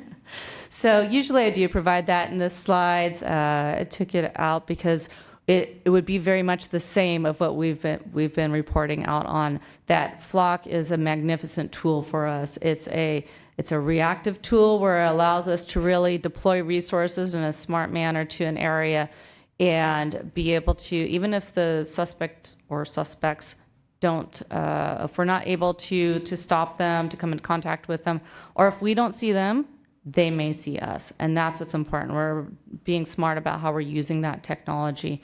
Also having awareness of, if we get information of what's coming into town, what's leaving town, we have the ability to use it as an investigative tool. And we still have that information on our transparency portal, and make sure to operate within very strict parameters. If you remember, a year ago, we came to council and asked for approval to share our Flock information within the county. And we still continue to do that. We do receive requests statewide to share even further, but we have a much more restricted model than many partners in law enforcement do. So having some knowledge of what is being evaluated at the legislative level, we are definitely on the more conservative side and not anywhere near some of those concerns. Yeah, I'm really pleased that we're continuing to see benefit, because for the community, this is the exact opposite of racial profiling. This is dealing with individuals where there is already known criminal activity, and targeting those vehicles and those individuals that we know about. And so it's the opposite of profiling, and I think it's very worthwhile for that reason. Thank you. It's been wonderful to partner with other entities as well, to work together on the value, because many are privately owned, or even working with neighboring communities in the development of other Flock programs, because we were one of the first agencies within the county to go towards Flock. We continue to just have really, really neat stories, some of which may be shared at the police recognition. Councilmember Moore, did you have your hand up? Thank you, Mayor. Yes, can you hear me? Yes. Yeah, thank you. When I sent out in my newsletter that this was coming up, you might not be surprised, Chief, that the number one thing I heard about was beach traffic. People were concerned about beach traffic and what the town was doing to address that. I know the police department has a limited role there, but I just wanted to hear how this summer has been going with beach traffic for the department. Anytime that there's a time period of traffic congestion, we certainly evaluate that because we want to make sure that our response time is swift and that there's limited concerns on that. So the deployment model will be looked at by the sergeants or by the patrol supervisor when we do have times of high traffic congestion, whether it be because of storms or an event or for beach traffic. We will make sure that officers are positioned specifically in the downtown area as well as in the area, other areas of town, because we recognize that a lot of times it comes into the heart of town and the mobility becomes challenging. While we don't currently have a dedicated motor unit, we do strive to have an officer on a motor so that they can navigate and traverse areas that maybe a car typically wouldn't. We also have the campus safety cart that the school resource officer is assigned and has a variety of ways of how they can maneuver, as well as when we get the new UTVs as well. So we just try to make sure that we are we're ahead of that, because we recognize that there are times where getting from what we call here the Civic Center to our police operations building could be 40 minutes. And for some, that might be quicker to travel by foot. So we make sure that we have somebody over at this location as well. Great, thank you very much. It's a impossible problem. Vice Mayor. Just one quick information update for us. The consolidation or the move, will there still be police operations in the Civic Center when that's completed? I believe that's kind of a multi-layered process, and that will be part of the Meliora assessment, and then also moving forward for the spatial assessment. My vision of that is to absolutely consolidate the whole police department so that the services available to the community is all in one location. Somebody doesn't have to come here to get a police report released and then evidence released or meet with an officer at another location. It's quite a robust move to bring everyone together, and I also think that's important that as we look at the necessary footprint for the police department is not just now, it's as well into the future and what the department will need, what the community will need from the department as well. And so that we definitely need to look at that because I would hate to do that too quickly without being vision focused. Thank you. Okay, Chief Field, again, thank you for the presentation. Thank you for your leadership. Thank you to all the officers. Captain Todd, I see you in the audience. Thank you. You guys just do wonderful work, and we're so grateful. Thank you for the presentation. Thank you for the opportunity, and this could not be done without the support of the council in partnership with many other entities that we've talked about, and all the members of the police department that absolutely make this possible through our lean staffing model for them to be able to maintain the numbers in the analytics that we saw on that screen is I guess a testament to what their commitment is and their willingness to really continue to make that happen, because the pride that they have in this organization and the understanding of the culture that we have here that helps with our retention and the willingness for them to work the extra hours that they do to make this all possible. So thank you. Thank you. All right, we're going to move on to item number 18, and then possibly after that we'll take a break. But item number 18, and that's to discuss and provide direction on modifications to noticing for SB 330 and builders remedy projects. Welcome, Mr. Paulson. Thank you, Mayor, Vice Mayor, council members. As council probably recalls, in May, the council discussed potential options for outreach for some of the larger projects in town, including SB 330 builders remedy. Ultimately, the council provided direction to staff to notice everyone with a formal, when we receive a formal or a preliminary application for any project that is 3 stories or more. There was interest to revisit that decision as far as whether or not some of those requirements, including the 3-story applicability, should be revised or reconsidered. So tonight's going to provide you an opportunity to have that discussion, along with any of the other parameters that are currently in the direction that staff's following, and we look forward to the discussion, and we're here to answer any questions. Thank you. Any questions from council members before I go to public comment? Vice Mayor. Just one in the staff report. It says the town already has noticing requirements in place that apply to formal applications. Those requirements require that property owners and tenants within 300 feet of a proposed project receive mailed notice prior to public hearing. But I'm a little confused by that because in the motion in May 7th, it said that formal applications were included for the 1,000 feet. So why does this reference 300 feet if that was changed on May 7th? Thank you for the question. So the standard noticing for typical public hearing is 300 feet. And that, I'll defer to the legal counsel, but that comes from state law.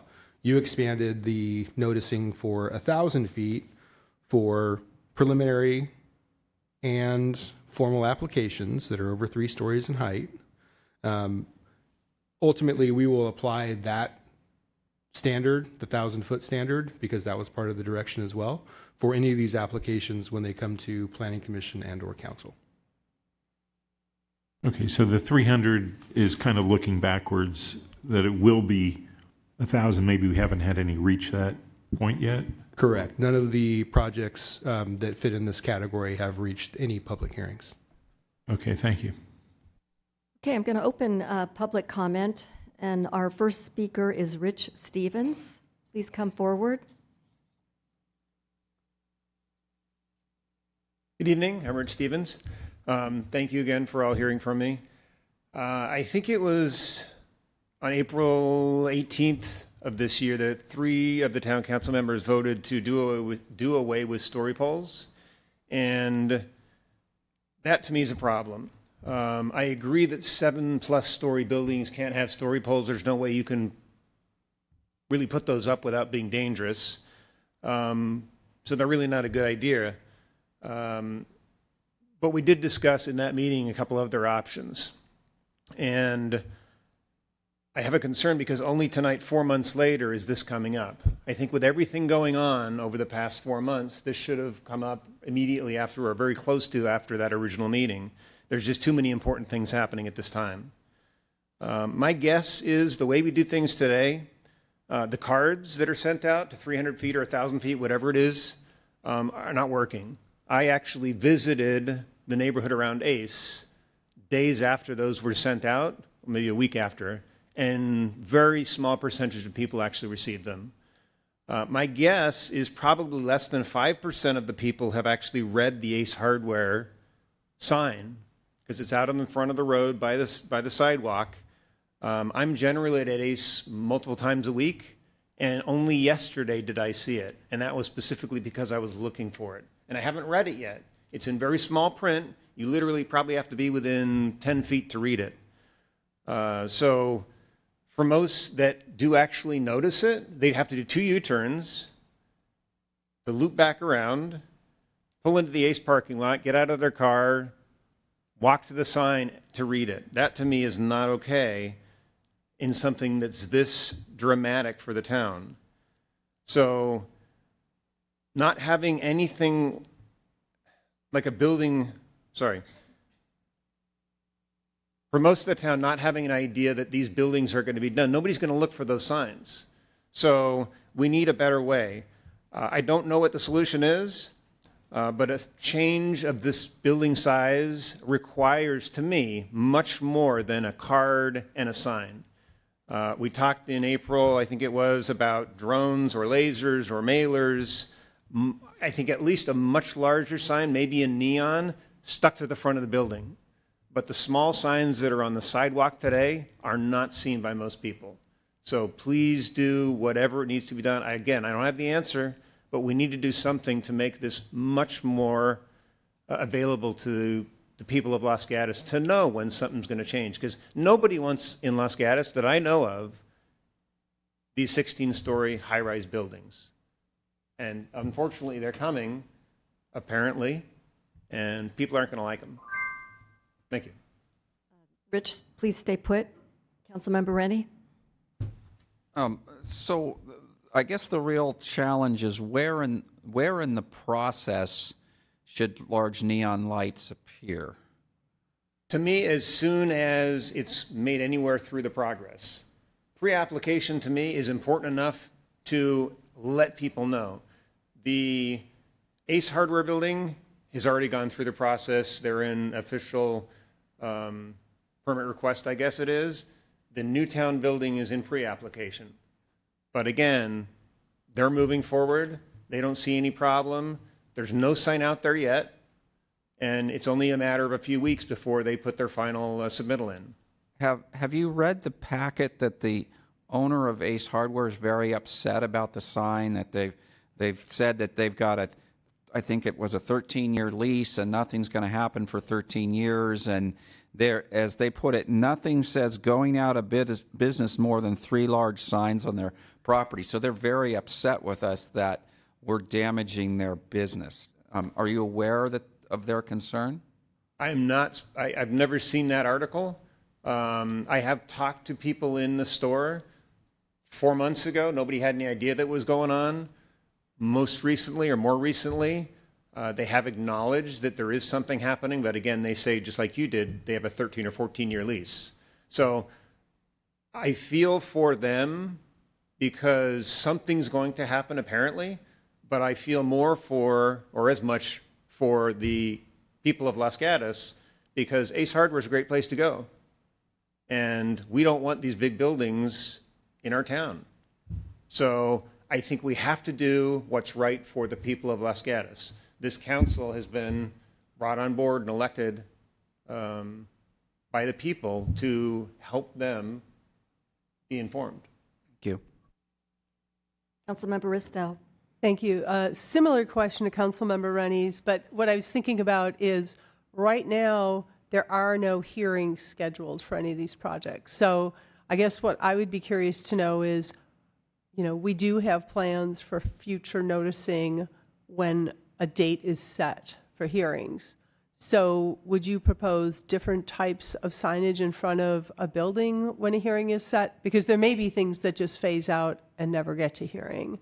And then there may be things that take a while to get to hearings. So, if people get used to seeing a sign out there and they've read it and they're like, oh my gosh, Ace is going, which it's not at this moment, and they're not closing and they are in business, and we did get a letter from the owner saying nothing says going out of business. There's already people trying to figure out where else they're going to shop. It's like, don't do that. They're here.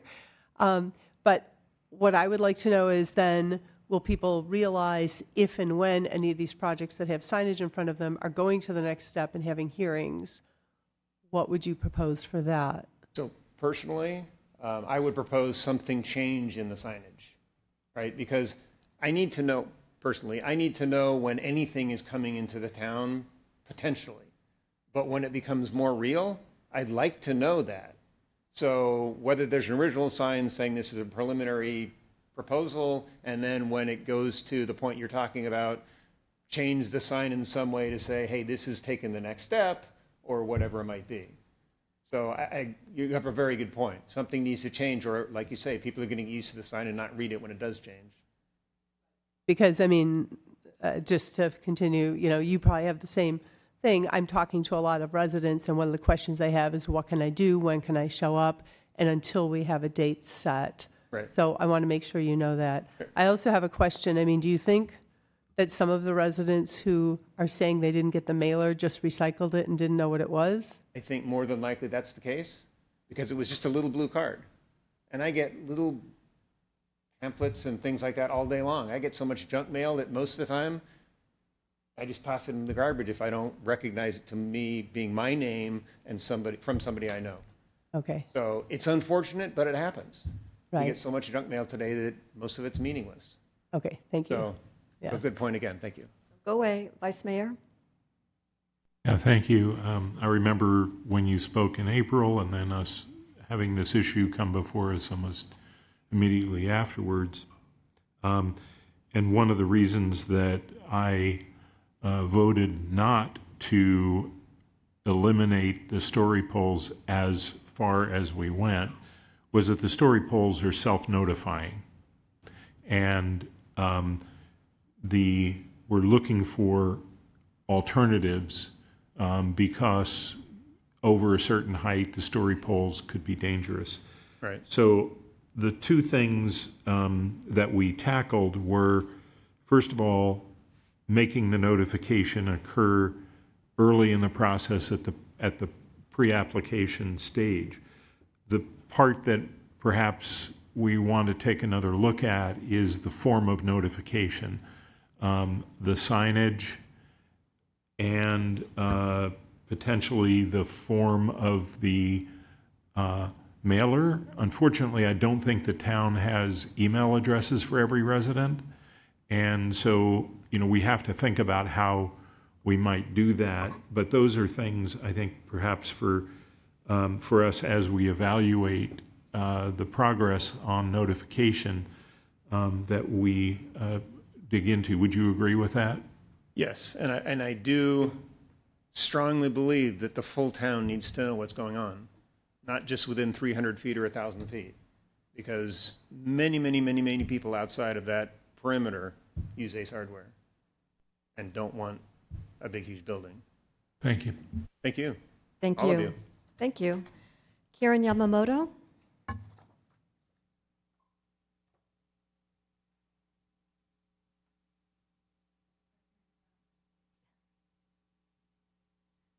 totally agree. This is ridiculous. Not knowing what's being developed and when is getting a little bit ridiculous. There are 10 proposed buildings that are going to be huge. And nobody in Los Gatos, well, hardly anybody, knows about them. It needs to be apparent. You guys have a job to do in notifying us and letting us know so we know what's going on in our town and how we can do something about it before it's just too late. I'm getting very frustrated.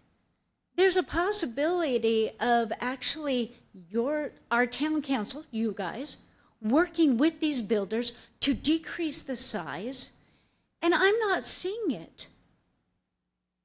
There's absolutely so much potential in Swenson to go ahead, and they're stuck right now because of the builder's remedy thing. But they could, theoretically, if you guys work with them, decrease the size of it.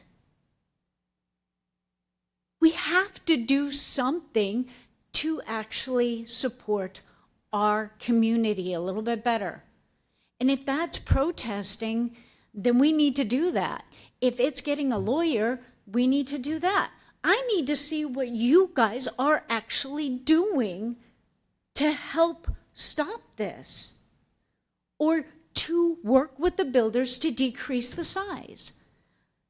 Those little pamphlets, like Rich said, I'm sorry, if they're only like a 3x5 card, they will get mixed up with the junk mail.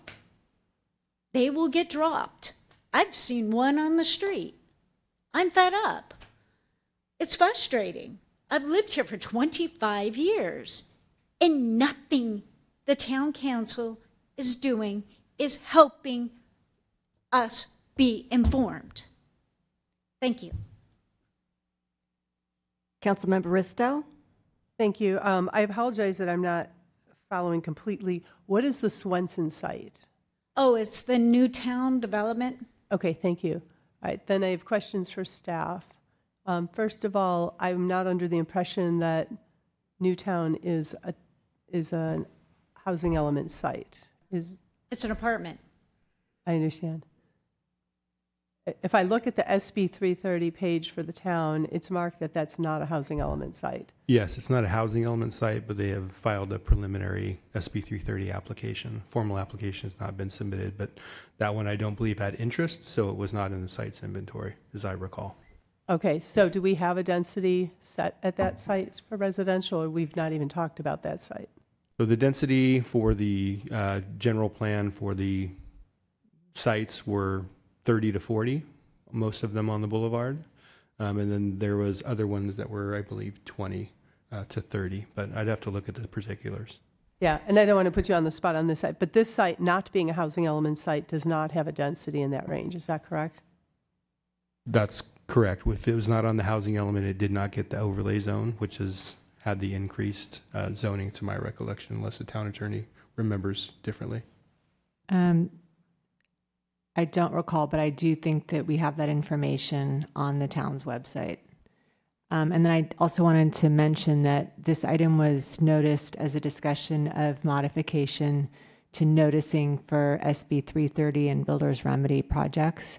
And it's not a time to talk about specific projects, but it is an opportunity to discuss noticing for those projects. Okay, thank you. Thank you. All right, our next speaker is Amy Despars.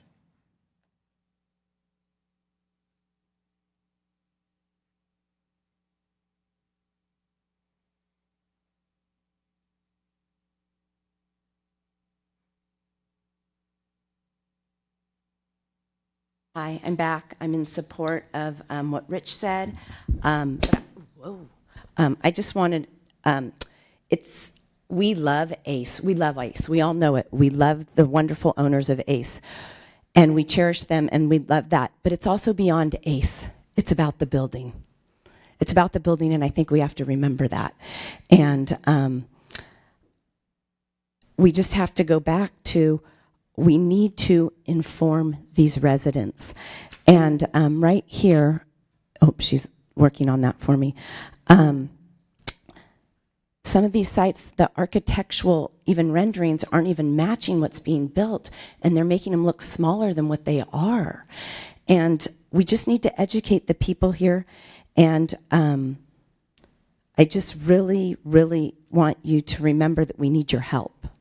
You have it in your hands now where if there is a possibility that Newtown can be cut by 20%, let's go for it. Or if we could get it cut even more. They've worked really hard working with that developer.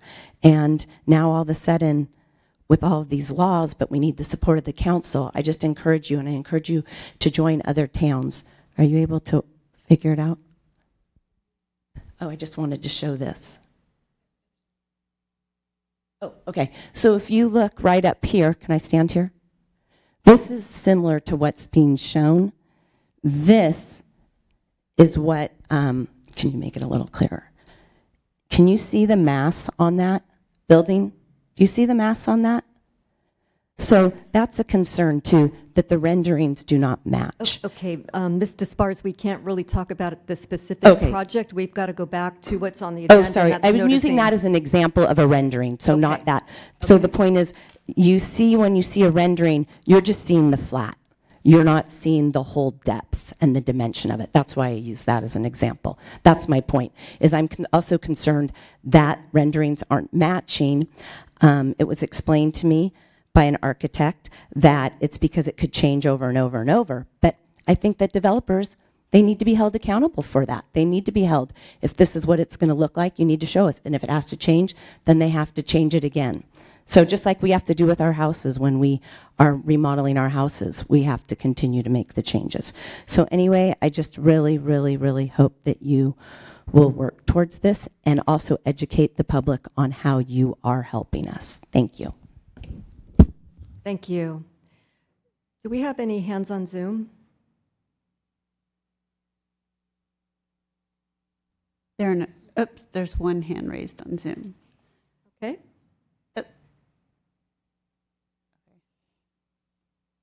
EO? Okay, hello. Can you hear me? Yes, we can hear you. Oh, thank you. Hi, my name is Ellen. I live here in Los Gatos. And when it comes to the SB 330 Builders Remedy signage, I would like to advocate for those with special needs in our communities. It's very important that signage is appropriate for all to be able to see. And whether these include postcards or signs on different levels, it would be appreciated. One of the suggestions I appreciate and love are police officers. It took me 45 minutes to drop off my child as a freshman in the high school, and there is so much traffic that the builder's remedy signage could also be part of the safe routes to school, as it will impact those who have wheelchairs and buses, who have visual needs that are different and challenging. Because these types of remedy projects impact our community in a very large level, like it was mentioned with Ace Hardware and Eric's Deli, Affordable Treasures, Places We Love. So my suggestion is to please be aware of those that have other needs. When you have council meetings, you need to tell people ahead of time. People and children with special needs have very busy schedules, going to doctors and OTs and a variety of people. So including and notifying people ahead of time when your meetings are, so that we can prepare people for the changes that will be happening to our community. Again, I thank you very much for offering Zoom as an alternative, and I really appreciate your time. Thank you. Councilmember Moore. Thank you, Mayor. Yeah, thank you very much for commenting. That's a very helpful perspective, and I appreciate that. I wanted to hear if you had any suggestions on ways, we're specifically talking about noticing for the 330 projects. I wanted to know if you had any specific ideas on how to make that noticing more accessible. I believe an easy solution would be to have a three-dimensional type rendition that could be displayed in the library or different places around, along with the safe routes to community, to let people know ahead of time that these changes are coming, along with heights and dimensions to help people.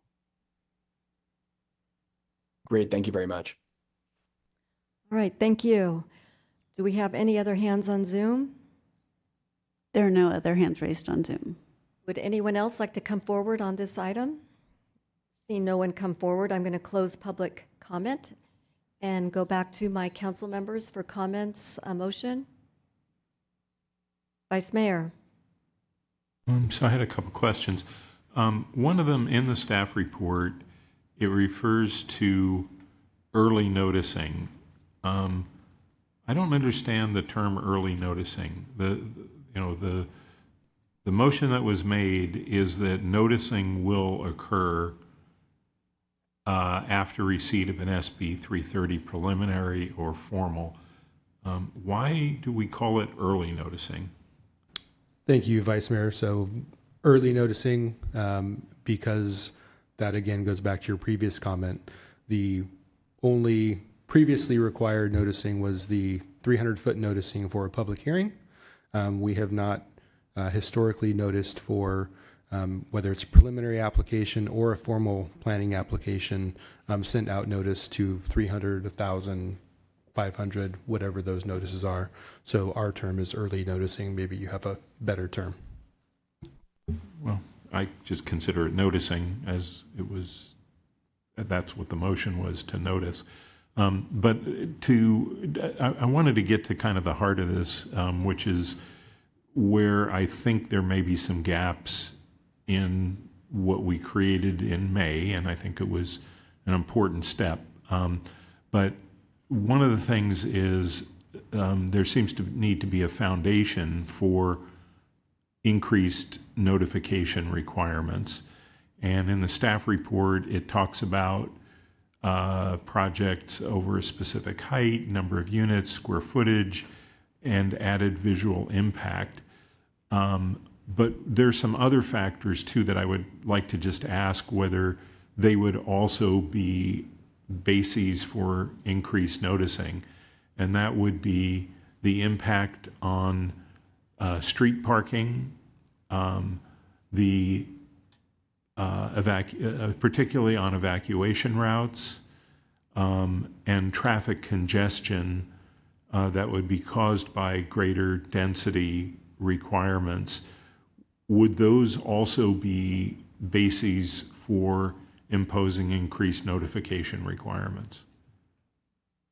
If there's a factual basis to show that an application would have an impact on any of those things, that would be a basis for imposing a stricter policy than state law provides for. Well, it seems to me some of those are definitely more of an impact than visual. So what I wanted to ask about was the thing that we didn't really cover. So this was referring, and the motion was for applications or formal applications for development of 3 stories or more, including but not limited to SB 330 and builder's remedy applications. And I think it was an important step forward for us to do that. It was not restricted to only SB 330 and builder's remedy applications. And so I want to make sure that that is what we're following. And then I wanted to ask about the other area that we got into in the housing element after that time, which was the noticing requirements for small multifamily in single-family residential neighborhoods. So what are the noticing requirements for what's called small multifamily? And I just want to explain that reading the housing element, that can be up to 10 units. What are the noticing requirements in those cases? Thank you for those questions. To your first question, any project, whether it's SB 330, builder's remedy, state density bonus, utilizing none of those provisions at all, if it's 3 stories or more, it gets the expanded noticing, which would also fall into the small multi-unit housing. If it's 3 stories or more, it will get that noticing. Otherwise, it would have the standard noticing as it's currently written. Okay, and that's why I asked for us to have a further discussion, because we hadn't really considered small multifamily at the time when we were doing this noticing thing. And so let's just take a case where a 10-unit, 2-story small multifamily is being proposed in a single-family residential neighborhood, one that's comprised of single-story residences today, as we have in a couple of neighborhoods. What are the noticing requirements The noticing for something like that? Yeah, noticing requirements, as I just previously mentioned, would be the standard public hearing notice for 300 feet based on the direction from May. And in that case, there would not be a preliminary because they're not filing under SB 330, is that correct? That's correct. So the earliest moment when those neighbors could find out about this 10-unit coming into a single-family residential neighborhood would be when the hearing is scheduled? So that would be the first time we would mail out notice. As has been mentioned in previous hearings, when we go through our staff technical review, which is the review that we go through with applicants prior to getting to a public hearing, we always request that applicants speak with the neighbors. Many of them do take that advice. Some of them, unfortunately, do not. And so that next opportunity in the scenario you laid out with all single story around it and 2-story 10 units, the first time that people would notice in that case would be when the story poles go up, because even based on the current story pole policy, they'd have to do story poles. They would be doing story poles. Correct. In that case. Okay. And you know, I understand that we haven't done the rezoning for this yet, but there's a desire of some folks on the council to do this on a widespread basis across town. My concern is that we have noticing requirements that keep pace with that fundamental change to our single-family residential neighborhoods. And so that's why I asked to get this conversation started, so that when we are making those zoning changes, that notification that's appropriate comes into play. Because right now, I don't think that, I think that these larger, small multifamily are going to be very disruptive to neighborhoods, and that neighbors who purchased homes thinking they had a certain kind of zoning are going to be shocked. And to not notify them, I think, would be a mistake. So, the type of things that I'm thinking about, so I'm kind of deviating from a question to a comment now, is that maybe that when we get into this area, when we are maybe more than 3 or more units in a previously zoned single family, we would require 500-foot noticing of that kind of transformational change to these single-family residential neighborhoods. So anyway, it's, again, more of a comment that I think it's something we will need to address looking forward as we get into this transformation that's been proposed. Councilmember Moore. Thank you, Mayor. Yeah, a few comments. So first, I'm very much curious to hear from other council members about ideas about improving the physical noticing process. As you all know, I live very close to one of the proposed developments, and the 3 signs at that site, I actually think are working pretty well. I think it's definitely a balancing act, but I will share that, driving by there and walking by there every single day, I see people stopping at those signs all the time. I really think those, big signs are something very, noticeable. The neighborhood's obviously not used to those. And I would say most of the time when I'm cruising by, there is someone stopping to look at the sign, and it has the QR code, so they can look, they can scan that and look at the website for more detail. So I'm curious if there are feelings about how to better do the physical noticing in earnest. I really, if there are ideas, I'm totally open to them. If signs need to be bigger or whatever, but I do think we have to weigh that with the fact that somewhere, businesses are likely to stay in business for, the duration of this planning process, which could be a very long time. I also think it's worth noting and mentioning that when we're talking about the story polls and how we kind of got here to this new noticing process, the important part is that the State Housing Department, HCD, is who told the town of Los Gatos that we had to loosen our story poll policy in order to achieve certification of our housing element.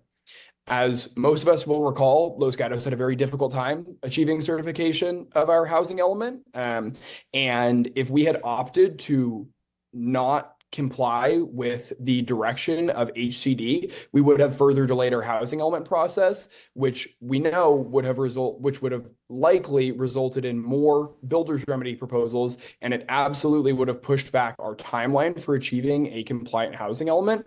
And we all discussed as a council collectively, I remember, that getting a compliant housing element was our top priority. And so I understand the frustration about loosening the story poll requirement, but I think it was a very smart decision from this council to make those changes to the story poll requirement in order to have a housing element. I think the housing element was the absolute top priority. So I'm very glad that we have that now, because, again, because we have a housing element, the builder's remedy, nobody else can apply under the builder's remedy in Los Gatos, which I think is very good. And then finally, I just want to voice that I completely disagree with the assertion that anyone on this town council, speaking for myself, I am not trying to do a widespread upzoning of any residential neighborhoods. I don't know where that idea came from. I have no interest in upzoning residential neighborhoods writ large. So I really think I'm really glad we're discussing this. I think it's really important to make sure our community is as in the know on this as humanly possible. I put an update in my newsletter every single month about what's going on with SB 330 and development and the builder's remedy. I think it's critical that folks in the community are aware, because I think as council members, my understanding right now, and I'm looking forward to our next council meeting when we have a more robust conversation about builder's remedy and SB 330. But I have met with almost every single one of the developers and architects on these SB 330 and builders remedy applications. But what I'm hearing from those developers is that they only have to listen to us so much. And so I will continue beating the drum that it is critical for residents they don't have to meet with the developer. I know many developers are not offering to meet with residents, but sending emails, especially en masse to developers, I really think will make a difference. I'll end with saying there was a development proposed in the city of Santa Cruz. It's proposed to be 16 stories, which is far, far taller than anything that exists in the city of Santa Cruz right now. And the people were very, very upset in the city of Santa Cruz about that. After receiving many, many, many comments, the developer voluntarily opted to drop the height of that development in half. And so I really think that community pressure is effective and works. And so I think it's important, in this conversation, to make sure that residents are aware of everything going on so they can do everything they desire to communicate with the developer. Councilmember Rennie. So I'm actually concerned about, doing damage to the business there, as the owners of the Ace Hardware have talked about. I think that was an unintended consequence when we planned this last time. We're talking about a pre-application, which may never occur, yet we're doing damage to somebody's business just because something might occur. We also heard earlier about the idea that if we put signs up, people are going to get used to them, and then when we really need them to come to hearings, they're not going to realize anything it's time to say anything. And if you look at the process, a pre-application, they have 180 days to submit a formal application, which might not be correct. So then they have another 90 days. So you could be waiting close to a year before you even know you have a full application and this is going to go forward. And once you have a full application, we're getting closer to the time that there's going to be a hearing. So I think that we should consider changing when the signs have to go up to when there is a full application that's been approved, I think is the right wording on it. And through the mayor, so there's two things. We're here talking about the noticing. The signage is actually contained in the story pool policy. So if we want to make changes to that, then we would need to agendize that and bring that back. This is strictly the noticing that we do when we receive a application, preliminary or formal, that's 3 stories or more. I think we've heard in previous meetings on various sites where, yes, some people are concerned about the signage. We've heard tonight other people are concerned that the signage isn't enough. So maybe that would warrant another conversation related to story polls, but tonight we're strictly, hopefully focusing on the noticing, the 1,000-foot noticing that came from the May 7th meeting. Okay, I thought that this was a response to the concerns of the business owners, because that's what's attached to the. Yeah, I think that we communicated when we received that email that we would include it in the next discussion related to anything about SB 330. So apologize for the confusion there. Okay, well, as I mentioned, I think we probably should think more strategically about the signs and what damage it does doing it early, both in getting people too used to somebody crying wolf and to the damage of the businesses. Okay, Councilmember Risto. Thank you. Then I will thank you for the reminder of what we're discussing, so I'll keep my comments to the notification. I actually appreciate the term early notification because this is what we talked about. It's sort of preliminary notification for preliminary, either pre-app or the application is coming in, but we don't have the date yet set. And then we've got any project that continues forward will then have the next level of notification, which will include the meeting time and date, et cetera. So right now, I think there's value in noticing people that there's a pre-application or an application. The frustration that comes in is everybody then wants to know, well, what can I do about it? When can I go to a meeting? Who can I talk to? And so we've created, I think, there's that balance between we're creating increased awareness that something might be coming, and that's important, but then we don't really have an ability for people to come in and testify or have hearings. And I'm also hearing people, be concerned that the council's not doing enough. We have legal restrictions on what we can say and what we can do, and we do not want to put the town in legal jeopardy. But as Councilmember Moore put it, and I have tried to meet with every single applicant or architect, and they do or don't always respond. And I think it's important for residents in every situation to always stay involved. The question of how to notify people, we are always struggling with this. We've had this in the past with other notifications where people come up and say, I never heard of it, and I know these things get mailed out. Now, some people say it has to be in the mail because that's the only thing I read, and then 2/3 of the people I talk to go, oh my God, I just sort my mail over my recycling bin, which is what I do. And, when you think about it, in the next few months, we have elections coming up. Our mailboxes are going to be bursting with all kinds of notification, and I'm concerned that town money and town staff time are going to go into paperwork that are just going to get recycled. Does that mean we shouldn't do it? No, but I think we need to understand that that's not the only way people are going to get their information. We have the town website. I am constantly begging people, go to the town website. I see people go on Nextdoor to ask a question that's answerable on the town website. I see people put it on Facebook. It's like, this is your main town resource. To the extent that people are having trouble finding things on the website, let us know. We can always work on trying to make things more findable or make things clearer. I think the council has asked staff, the staff now has a whole page on the Builder's Remedy SB 330 projects. We have them divided by what's a pre-app, what's an application. There's links where people can see the renderings and the drawings.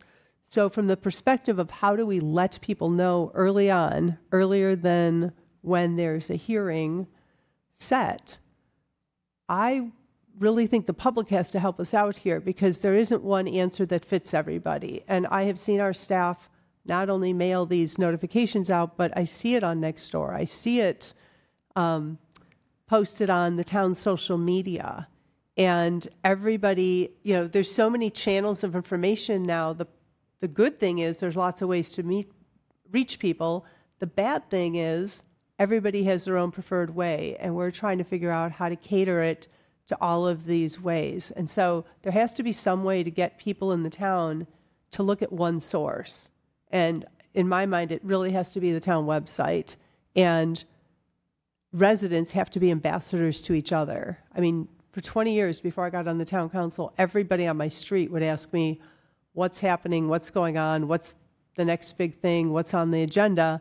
And I would tell them, and I'd start to explain. They're like, well, you don't have to tell me about it now. You go find out if it's important and tell me. So, I recognize not everybody wants to go through all this. But I'm not sure where we're going to be with how we can get better notification by mail. I don't know that expanding how many yards out we go is helpful if people within the radius that we're noticing are not reading it or getting it. And I don't want to be chasing something with diminishing returns. It's clear to me that there's no one solution. This is going to take a multifaceted approach to satisfy everyone, because I think we all have means where we might pay attention to a notification or what alerts us. And to Mr. Stevens, who talked about, the postcards, we just saved $95,000 tonight by not throwing an election. Why not repurpose the money and maybe have bigger and brighter postcards? That's just one solution. Vice Mayor? Yeah, thank you. I want to kind of focus on where we go from here, but I do want to just hit on a couple of facts. One is relating that notification is very much related to signage and models, because what you're doing is you're notifying of a project and you're directing people. So I would suggest that when we tackle this in the future, we don't try to split off notification from signage and other ways of depicting these projects. I think we need to look at those together, and I think we're in kind of a straitjacket tonight in only looking at notification. But I would also point out that, some of the issues that we're seeing and that are causing letters are because of that these things are related. And I would, point out that the ACE hardware project is a formal application. It's not a pre-application. And so, we need to be correct on some of these facts. The other fact about where the rezoning is going to occur is that Council Member Moore proposed allowing the changing of zoning across the whole town in a council meeting. So I think that we have to we have to stick to some facts on this, and I know people are sort of backpedaling now that there's some community response to it, but it's really important. So I think that what we're talking about is noticing, not permission. And I think that neighbors have the right to know what staff is approving, since under by right development, and particularly when we get into some of these small multifamily, there may not be the same kind of hearing that we have on the large SB 330 developments. And the increased density on narrow streets will cause additional street parking and congestion, and potentially impacting evacuation routes in areas that are far from transit. Remember, that was what was adopted by 3-2 majority of this council in submitting a housing element to allow for zoning that would allow that. The zoning hasn't taken place yet, but the permission to rezone has been given in the housing element. These changes are transformations of neighborhoods in which residents trusted that their neighborhoods would be maintained by zoning laws when they purchased or rented, in many cases rented their homes. And I think, don't they have a right to know about development before it happens? And why would the town try to hide development from them until it's too late? Because you get to a few days' notice before a major hearing, and often it's too late for a developer to change. And the other thing about noticing, and I remember this from being on the Planning Commission, is often residents have knowledge of existing conditions, such as water patterns off the hillside, or a problem with utilities, that maybe even our town officials may not have that knowledge. So making them aware of these developments is very important so that they can have the opportunity to know what's being built next to them and to participate in staff evaluation of these applications. And so I would urge us to continue to work on this, to bring it back with notification and signage. There were 4 ideas that I heard tonight. One was larger or more engaging notification signs, better notification by mail, perhaps more official looking letters that could reach people, and then possible better renderings showing 3D models or other ways that could be depicted to residents. And finally, making our website more accessible and more informative. You know, having to know the address and go alphabetically by street to find the development. I know we've had an attempt to do something with a map. Taking that idea further would be very helpful as well for this. So, I hope we come back with this before these drastic changes to our single-family neighborhoods are the subject of zoning, the zoning changes. It is of concern to a lot of residents. So I don't believe a motion is necessary. Councilmember Moore, I'm going to get to you, but I just want to squeeze in a comment that I agree with the direction provided by the Vice Mayor to staff. I truly believe we can do better and we can do more. And with that, I'll go to Councilmember Moore. Thank you, Mayor. I don't mean to harp on this point, but since the Vice Mayor mentioned me, I just wanted to ask a question of staff.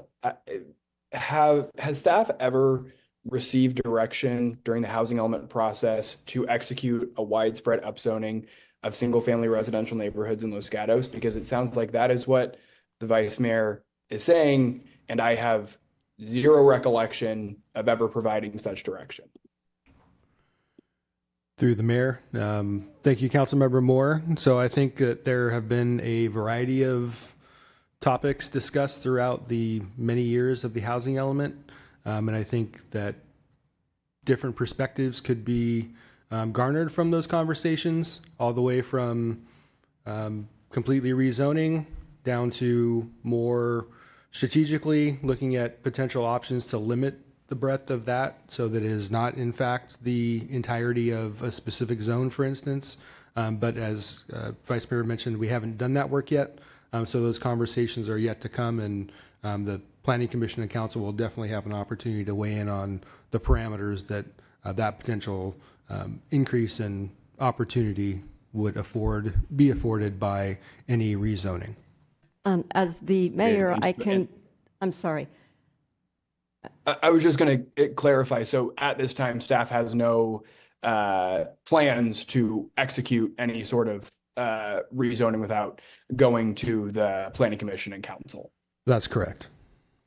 Okay, if we want to talk about recollection, I do distinctly remember with the 2040 general plan update and land use element that it was proposed to have single-family residential eliminated throughout the town. I specifically, I'm talking about other people that might have wanted that during the general plan update process. It may have changed when it got to council level because we had certain council members that modified it. But we're talking about a specific individual and what they wanted to do at a given time. Okay, we are going off topic, so I believe we can close that out. Councilmember Rennie? I did, if I could go back to our original agenda item, everybody keeps saying that the Ace Hardware is a completed one, and on the website it actually says in process, which made me start thinking a little more carefully about the process and when we might want to notice. So with the 2 stars here says in process means that it's really in that 90-day period where they attempted to submit a final application and staff said you need to do some more work, and now they have 90 days to finish. Is that correct? It varies widely, and the timing can be very different depending on when in the 180 days they submitted, because they technically could submit over and over up until 180 days and then get another 90. But they're currently going through, they have submitted a formal application. And I guess just for the broader public and the council, we have done the 1,000-foot notice for 2 formal applications so far and 1 preliminary application. So the preliminary application, if they submit a formal application, another 1,000-foot notice will go out. And then once it's ready for a public hearing, another 1,000-foot notice will go out. So that's probably the highest level of outreach for the ones that are just now doing preliminary applications. But yes, we have a number of them we have some that are complete, but we're still going through consistency. We have some that are not yet complete, and so they're going through both the complete and consistency. I believe the Ace Hardware is one that is still going through the completeness process. And so the comment I was really going to make in all that, if in a lot of cases we got these pre-applications and you don't know how serious the developers are because it doesn't take very much to do a pre-application. If they actually try to complete an application and we say, yeah, it needs more work, that indicates they're more serious. To me, that means we should be more serious about noticing it. I'm a little more concerned about creating noticing and confusing people if the process is not going to occur. So again, as we're thinking through this, maybe we shouldn't be doing noticing until we get some attempt at a full application. And you go down the list, you see things are expired. There were some comments about the post office being a smaller one. Well, if you look on here, that's actually expired kind of thing. So it gets confusing to people when too many things get noticed and some of them don't even, it's like somebody's dream that they didn't even really completely work on kind of thing. So I think we've said enough for tonight, but I just wanted to get to that. There is a point there where it looks like the developer's more serious when they actually have tried to complete an application, and that's more where I think we should focus. Okay, we've had a robust discussion. We've given direction. Yes? If I can add on, I do think it's worth discussing at some point if we really do want to notice at pre-applications. I mean, Councilmember Rennie makes a great point. And if you look at our list, if we had originally noticed at every pre-app, the Capri site had 3 pre-applications. And so if people are receiving multiple applications that are all for very different looking buildings, that is just going to create chaos. So I think that's something to strongly consider. Okay. All right. I think we can would the town attorney like to weigh in? Just food for thought for the council. I do think the town will be seeing fewer of the SB 330 preliminary applications now that the town has a certified housing element. All right. Thank you. I think it's time for a break. So let's come back in 10 minutes.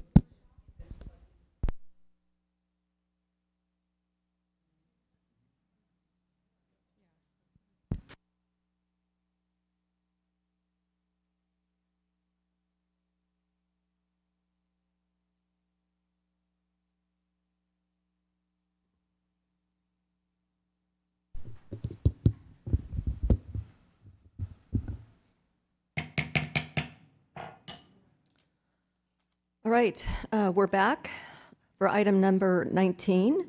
And I am going to look to Gita Angvari for the staff report on an RFP having to do with the annual comprehensive financial report. So welcome. Thank you. Good evening, Mayor, Council members. Gita Angvari, Finance Director. The item in front of you to authorize the town manager to reissue a request for proposal for preparation of the annual comprehensive financial report with modification to start date for the ACFR preparation services for fiscal year 2024-25 financial report. At the December 11, 2023 Finance Commission meeting, the Finance Commission recommended that the Town Council adopt a practice to hire a separate entity other from the town independent auditor firm to prepare the town ACFR the town financial report. The town council considered this item in April and authorized the town manager to prepare and issue a RFP for the financial report preparation services. The staff issued a RFP in June and received one response. The response was qualifying. However, the price was significantly higher than staff originally expected. It was $43,000, which is even higher than our annual audit service, what we are currently paying for our auditor. So it's possible that the premium pricing may be a matter of the timing because all of the auditor schedule is already booked during for this year. So staff is recommending just to give us one more year to issue the RFP one more time, and let's see if we can be more successful to find a third party. It might be an auditor, it might be another individual consultant that can help us assist the preparation of the ACFR. And in the meantime, staff is continuing its work with the current auditor and finish the fiscal year 2023-24 financial report preparation. That's staff's presentation, and we are here with questions. Thank you. So if you could help walk me through the process, and it might be for the public as well, but the problem that we're trying to solve or mitigate is that the town kind of self-audits its work. Is that... So this is a common practice in municipal government that the independent auditors are preparing and providing non-attest services such as the financial report preparation for just to make sure that there is independence. The auditors has to make assured that they have the independence, and through the management letter and their audit work, the auditor assuring their independence. Okay, but this might not necessarily be what's considered best practice and could be considered a threat to independence per government auditing standards. Is that correct? So it's I might be it's the common practice in the ideal world. Probably best practice would be if we have an independent person.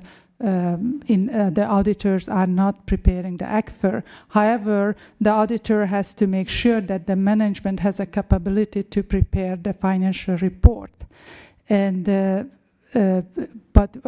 and management has the capability that, and they have, but it's just producing the entire document. We don't have the resources to do in such a short time that the independent auditors are assisting us. Okay, so. And if I could just kind of also clarify and just summarize a little bit of what this process is. So the town staff, we produce the numbers that then get audited by our external auditor. And then from that audit, they then just help us to prepare the actual document, bringing all those numbers together, these numbers that were provided by staff. And so I just want to clarify that it's not so much that they're auditing their own work. They're auditing numbers that were provided by staff in the town. And then they help us put it together in a readable format.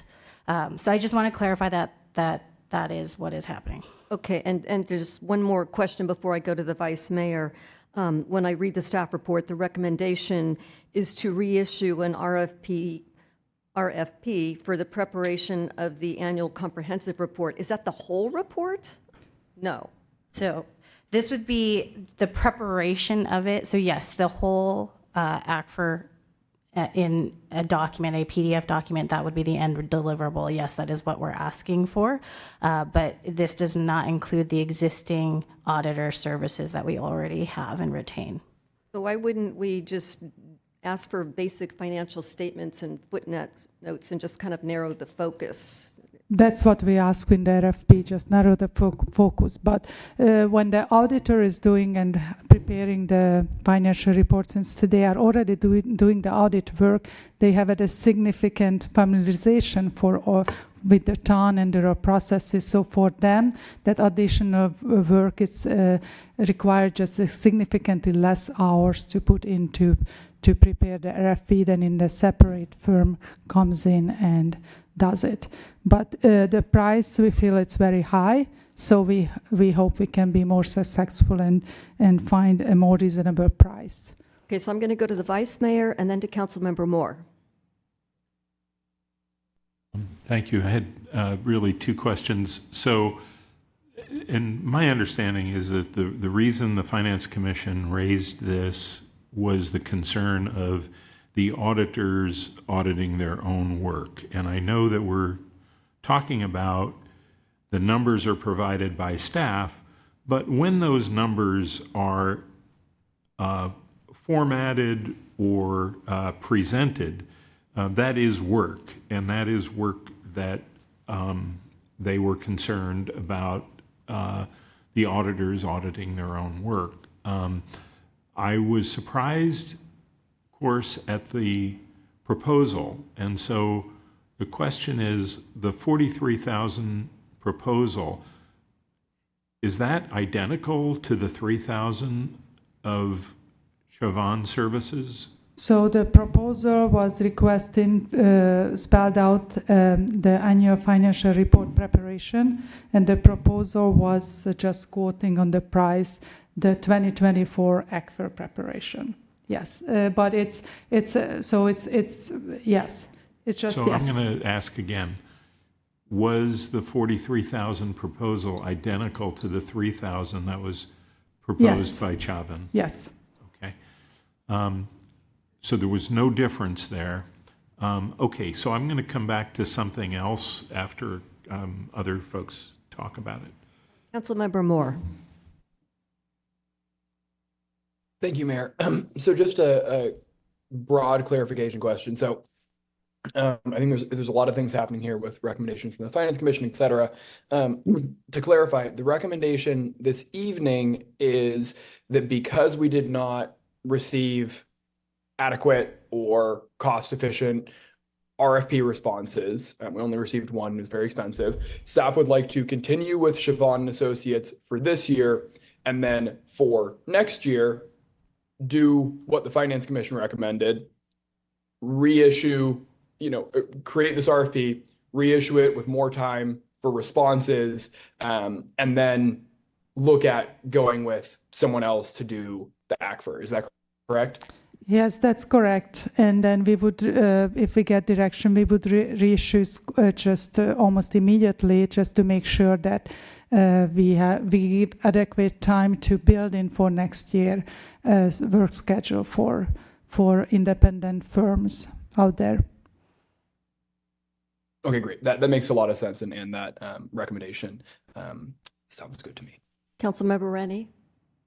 So in the staff report, you say this is not a common practice in local government. So it's not a common practice to have separate auditor and somebody separate creating the report. So in other words, it is a common practice in local government to have the auditor also preparing the report. Yes, that's correct. And so you say it's not a common practice, meaning there's a few cities that do have it separate, or they do it. They're large enough that their staff can do it themselves. So there are, for example, San Jose is a good example. They have higher finance division than our entire town staff, and they have a separate division that's deal with the ACFR and separate staff member and groups that only just deal with separate schedule of the ACFR. So they have more resources than a small agency like Los Gatos has. When I surveyed the Santa Clara agencies, all the agencies that replied to my survey, they confirmed that their independent auditor is preparing the annual financial report for them. And I only was able to identify San Jose, but they have their internal team who is doing it. Okay, that helps me. Thank you. Vice Mayor. So I wanted to come back to a thought that, of Councilmember Rennie about staff preparing. Isn't the case that sometimes staff prepares these financial statements? And so my question is, we're investing in a new financial system, financial reporting system. Is there any reason why the new financial system won't produce the financial statements when it's implemented next year? And if the financial statement can do more than what we're currently doing with this consultant with their software tools and their spreadsheets, couldn't staff produce the financial statements in the future when we've implemented this new financial system? So thank you for the question. And this, so the finance, the current system, what we are implementing, we are setting up a system the way that we will be able to help and assist with the financial report. There is our software company offer a third-party additional software which was in our original quote as an optional service, which it's called Statement Builder, and staff is eliminating that option. We can only do that third-party option when we went live with our original system. And both the software has also a budget book, additional third-party application that staff is considering and reviewing, and that can be in the future will be assist us to just develop the financial report just on our own. To me, that sounds like a much better solution.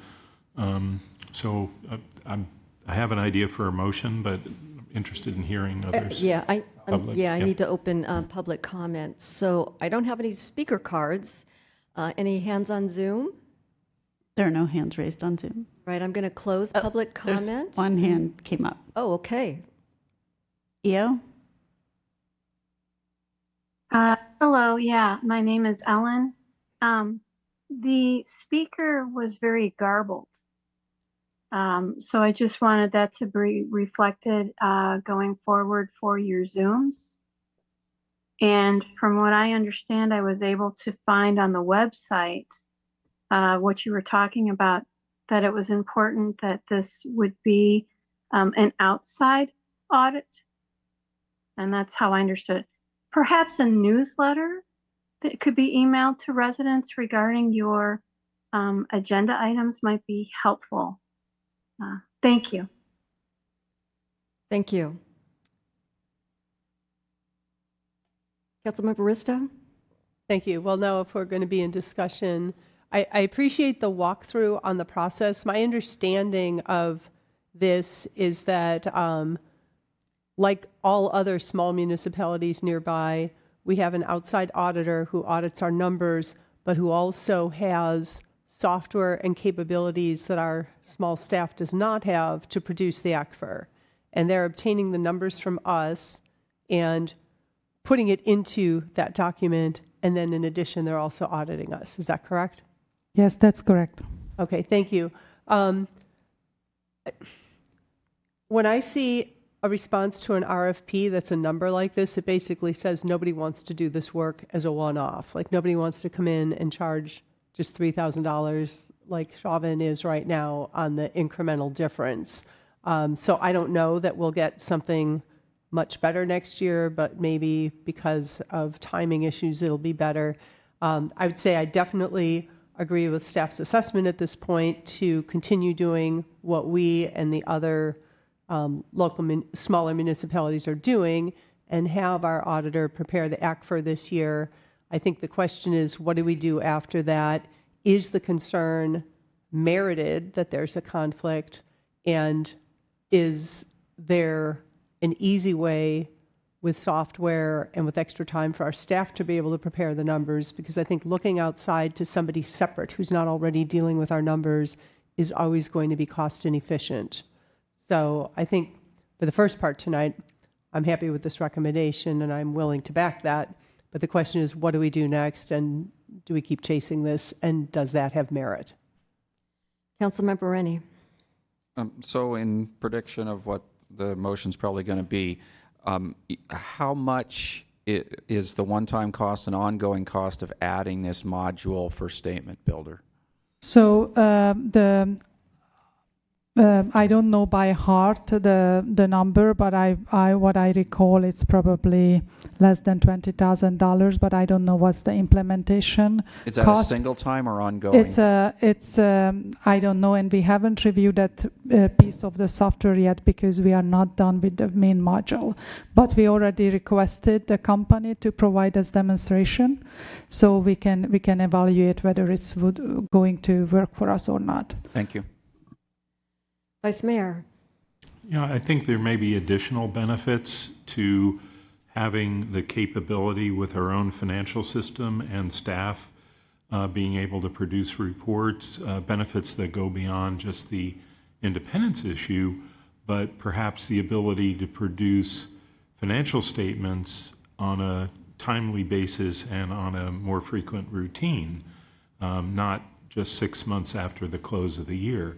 I mean, this is not a revolutionary concept. I remember in 1984 working with clients who worked toward a monthly 5-day close, and these were public companies with substantially larger budgets. So, I think that there are additional benefits. So I'm going to venture a motion here, and that is to utilize Chauvin Associates for financial report preparation in the amount of $3,000 for the 23-24 ACFR, and to make best efforts to use the new financial system and staff to prepare financial statements for 24-25. And perhaps we could get an update on the ability to achieve that within a few months rather than being up against a June deadline. So that the motion is, forget about the update. The motion is, as I said, up to that point. I'll second that. And Ms. Nomura. If I could just add, I appreciate in that motion you've given us the opportunity to also come back to you to let you know if we will be able to produce the ACFR with this new program. There are other things that are entailed in preparing the ACFR, not just the statements themselves, but the footnotes, the explanation, other things that we also need to make sure we can absorb that in-house. So we just want to make sure that we have that staffing ability. And so thank you for that opportunity. I also just wanted to provide another potential option to consider is we could also look into, rather than an RFP to prepare the ACFR itself, if the concern is, well, once the ACFR is prepared, who's looking at that? We could have perhaps an RFP for our service to review that prepared document, which would be less intensive than the preparing the whole thing. Councilmember Rennie? I would point out there was another part to Councilmember Hudis's motion, which I think, aspirationally hope that it can produce statements more frequently or potentially other statements than the ACFR to get more information out. So in your analysis, I would just point out that I was part of what's being looked for, not just the replacement of the $40,000 here. Councilmember Risto. Thank you. Before we vote on this, I think, I want to understand, are we asking for something that staff will come back and say we can't do, or we don't have the capacity? So I would almost want to get more, have a motion toward having Chauvin do the ACFR and maybe potentially having another firm look at it, or find out from staff, will this software do what we need it to do? How much work will it take? And do we have the bandwidth? Because, we can't just suddenly, I know our finance department is small and busy enough. And so if suddenly this is going to add to the workload, we can't take something off your plate and it can't go somewhere else. So I would be really concerned about voting for something that either isn't possible to make happen and then you have to come back. So I would rather get more information about what that implementation would look like. So we ourselves have to look at that software and see how long does it take after we go live with our regular system to implement. And we can report back to council because we are ourselves curious too. Because if the software itself is really producing the document and giving us page number, we can just add the footnotes.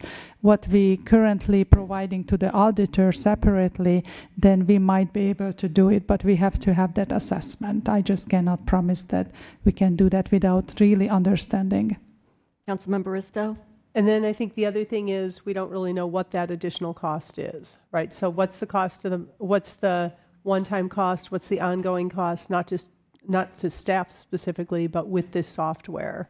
And, I don't want to make a decision without knowing that. Does that cost a lot more than having Chauvin do the $3,000 extra part? And what is the benefit? If it costs a lot more and we can get more frequent reports and get more information, I can see that, but I'm not ready to make that decision tonight. So if I can address that the statement builder, so the financial report what we complete, we say 6 months after the close of the fiscal year, we're still recognizing revenue right now. So we are not closing our books in June 30th. We still paid bills. So for government accounting. So we try to close our year, but we cannot close in June 30th. So that's important. So that's why there is a delay. But the financial report has a lots of converting entry. So what's available from a regular financial system and we need for our budgetary reporting, we can, I hope we can do it from our system. We only close and doing those conversion entry and some of the GASB entry only once a year when we are closing the fiscal year by the GASB rules. So we only prepare this annual report once a year, but we can provide monthly or quarterly reports more frequently, but it wouldn't be the annual financial report. And just to add on to that, so it does sound like we will be looking into that, or we can be looking into that. And in the motion as it stands right now, I understand that to mean that we will explore this and make that best effort and return to council with an update. What isn't in this motion is any sort of RFP for a review service.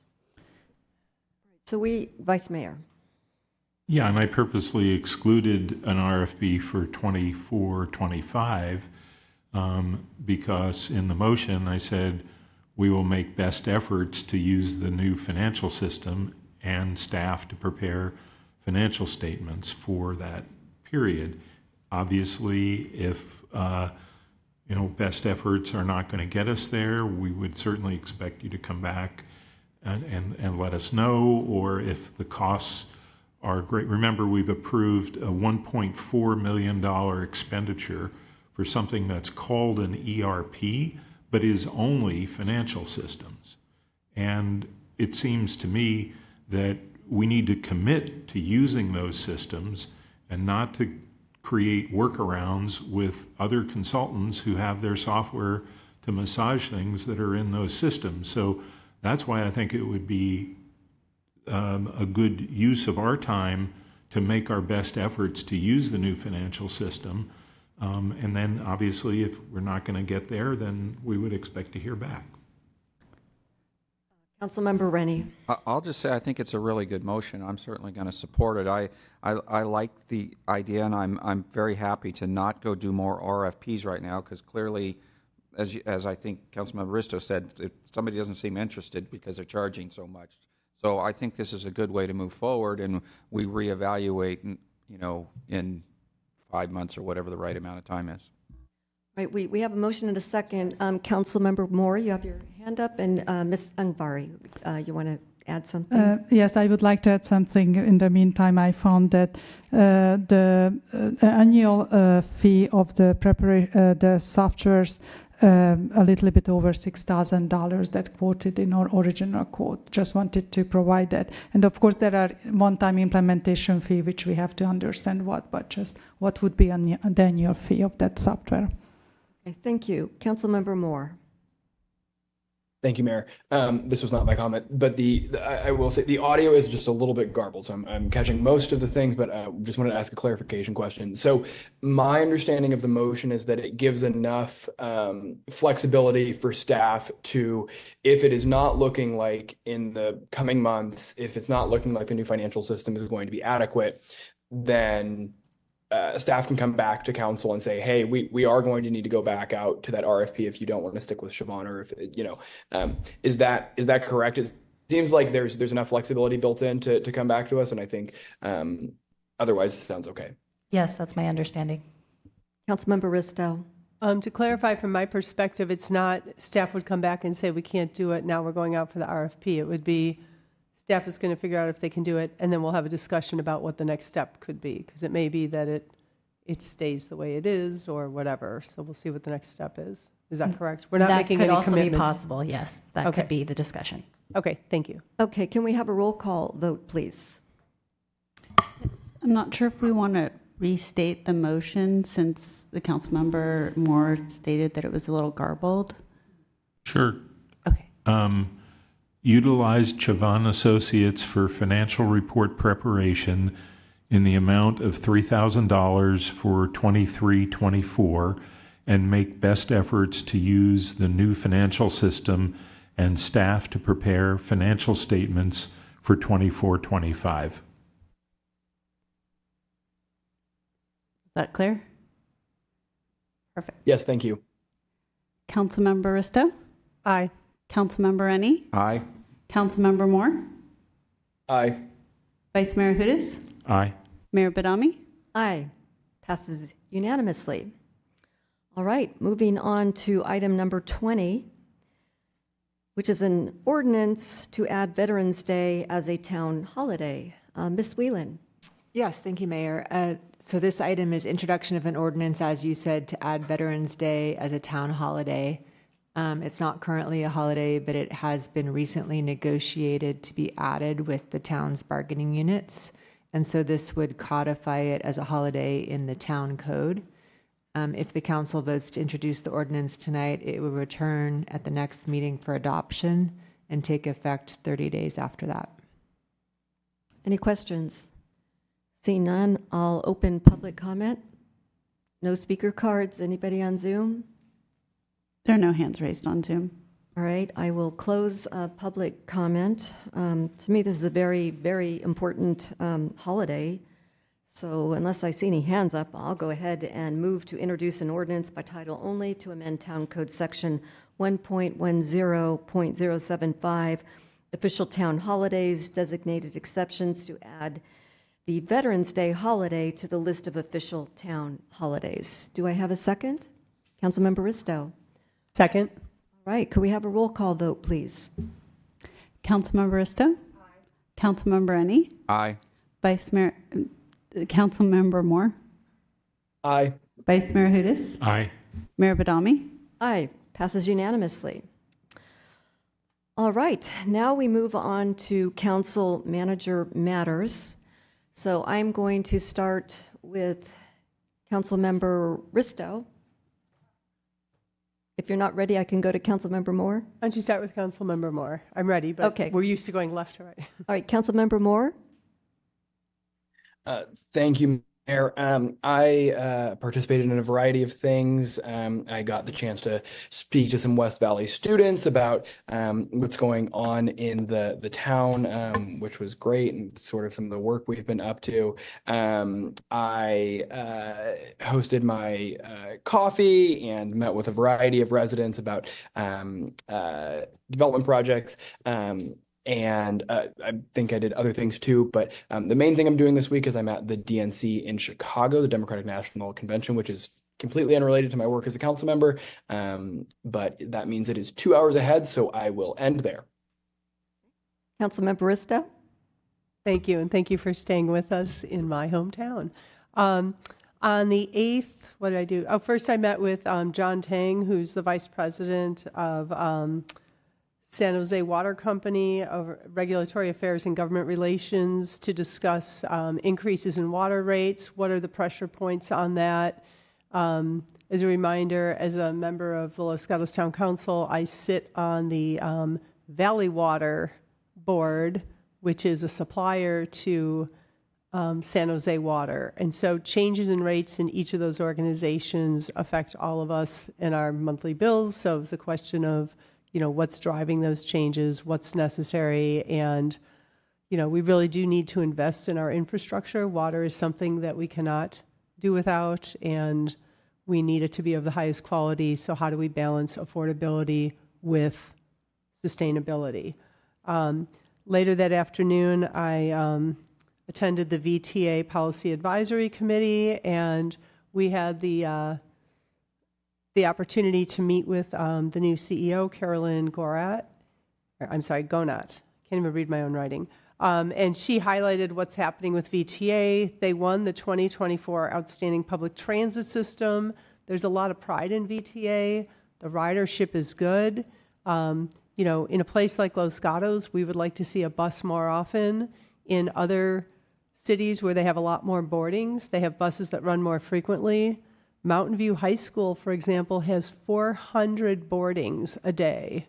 They have over 400 students riding their bus. So I'd like to see Los Gatos High School students make use of this bus that goes through along a route where a lot of students could be taking the bus. And frankly, if you use it, you get it more frequently. On the 14th, I attended the Silicon Valley Clean Energy study session on affordability. We're all seeing our utilities hit us in the pocketbook. So the question is, how do we keep prices down? How do we make it affordable? And how do we have clean and reliable energy? And at the Board of Directors meeting, I stood in for Councilmember Rennie.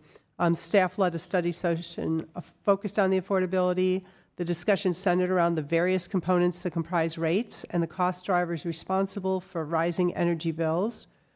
Relatedly, the board approved contracts for a new on-bill financing program that will offer 0% loans to low and moderate income customers to upgrade to efficient electric home appliances. The board also received an update on Silicon Valley Clean Energy's participation in the California Public Utility Commission's timely energization proceeding, which seeks to speed up the timelines for new properties to be connected to the grid. So for lower moderate income residents, you can look on the bill and connect up with Silicon Valley Clean Energy if you need any kind of financing assistance. On the 16th, I met with a number of employees who are near Los Gatos High School to talk about the parking challenges there. We know that end of town, we have limited parking. We have a lot more people there trying to get in there, and they had some great suggestions.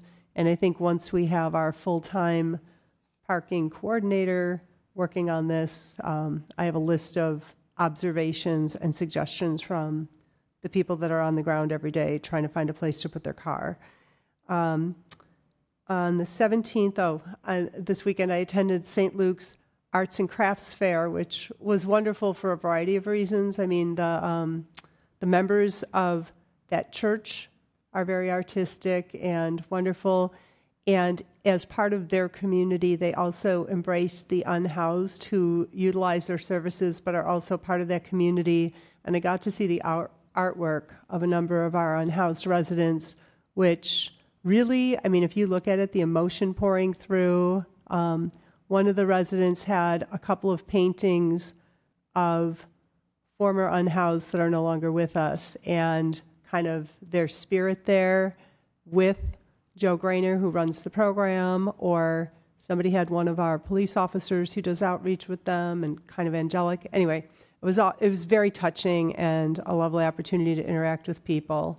And I met with a number of residents on traffic, development, and a variety of other issues. E-bikes, that's always a trigger. And then finally, I'm really honored and thrilled to let you know that I was nominated for and elected to join the Citizens Advisory Board at the Terraces. So I will be serving with that community kind of as a liaison between the rest of the town and the retirement facility. And I was in an event there for a speaker, so more to come. Thanks. Councilmember Rennie? Mayor, I caught COVID at our last council meeting or shortly after, so I've done nothing but recover since. I have nothing else to report. That's okay. Looks like none of us got it, so thank you. Vice Mayor? I wanted to start with a really unique opportunity that we had on Saturday. So Montecito Council member Brian Mekachuk and I spent about 2 hours on Saturday with the leadership of the VTA, driving around town, viewing traffic choke points, and observing where the WUI intersects with traffic patterns. The conclusion of the VTA, in a letter that they sent to us afterwards, is that this diversionary traffic is of concern to both agencies because it would slow down emergency response during potential wildfires, including the evacuation of residents in these areas. So we're not only talking about beach cut-through traffic as an inconvenience, but as a safety issue. And they indicated that they would look for funding, a study to identify potential solutions to address beach diversionary traffic. So I'm encouraged that we can once again look for some solutions. And I want to thank the leadership of VTA, including the new CEO, Carolyn, David, Marcella, who visited us. And I want to also thank Los Gatos staff for working on this issue. We're looking forward to working collaboratively on this important but complex problem that's not only a frustration, but it's a safety issue. So I'll jump back to my calendar and try to move quickly through it, but there were a couple other kind of really interesting things that happened. We had a number of meetings of the Los Gatos Thrives Foundation in terms of how to move forward the community center idea. And so the foundation will be presenting to the Community Health and Senior Services Commission on Thursday, I think at 4 o'clock. And people can learn more about what's going on with the community center, but also they are tentatively scheduling another workshop on October 14, which is a decision recommendation workshop, and hopefully, that's a Monday evening, and hopefully we'll have as good participation as they had in their previous workshop on this topic. It's getting down to what does a community center look like, how big, how many rooms, how many people, so that we can put some ideas around how to design it and how to move it into a capital improvement program next year if the council supports that. The other important meeting that I attended was the Santa Clara Cities Association Board of Directors meeting on the 12th, and there was a lot of discussion about the housing bond measure. And they created an ad hoc committee that consisted of 5 other cities and Los Gatos. I represented Los Gatos. We met with the City Managers Association along with Ms. Nomura, and subsequently canceled the ad hoc committee as the bond measure was pulled from the ballot at the last minute. So on the very last day, they decided not to move forward with a $20 billion bond measure. So I was encouraged that they were looking for the smaller communities and how the smaller communities would go about allocating money, but it's going to be a couple of years off, most likely. So those are the meetings that I've attended. Several other community health and senior services commissioners I met with, and I also met with some developers who have some ideas about the area behind the post office as well, and hopefully we'll have a study session on what levers the town can pull on these projects going forward. On August 8th, I participated in the Ride and Taste Los Gatos event for seniors, along with task force volunteers Ali Miano, Bob and Susan Buxton, and VTA specialist Ms. Boyd. VTA is on the hit parade tonight, I must say. This was an opportunity for seniors to experience a local bus route and travel to lunch. In this particular event, we traveled to the Bywater restaurant. It was the 5th of 6 events planned, with lunch for seniors provided through Tyler Taylor of Sassy. On August 15th, I participated in a ribbon cutting for Priscilla Daniel Designs, who's an interior designer located at the rear of the Opera House. And on August 16th, I participated in a meeting of Santa Clara County mayors at San Jose City Hall. This was at the invitation of San Jose Mayor Matt Mahan.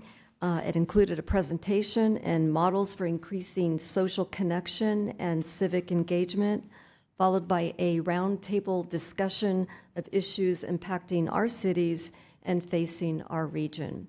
With that, I'll go to the town manager. Thank you, Mayor. Katie Nomura, Assistant Town Manager.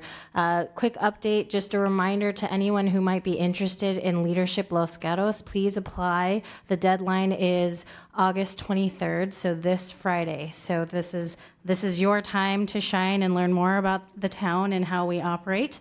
You can go to losgatosca.gov/leadershiplg, and that is where you can find that application. Thank you. Thank you. Earlier tonight, we had a closed session report. Ms. Whelan, is there anything to report? Thank you, Mayor. There was a closed session regarding real property negotiations and a conference regarding anticipated litigation, and there's no reportable action. Okay, this meeting is adjourned. It's before midnight. Thank you, Chris. I don't always end this early, but again, welcome. We welcome you.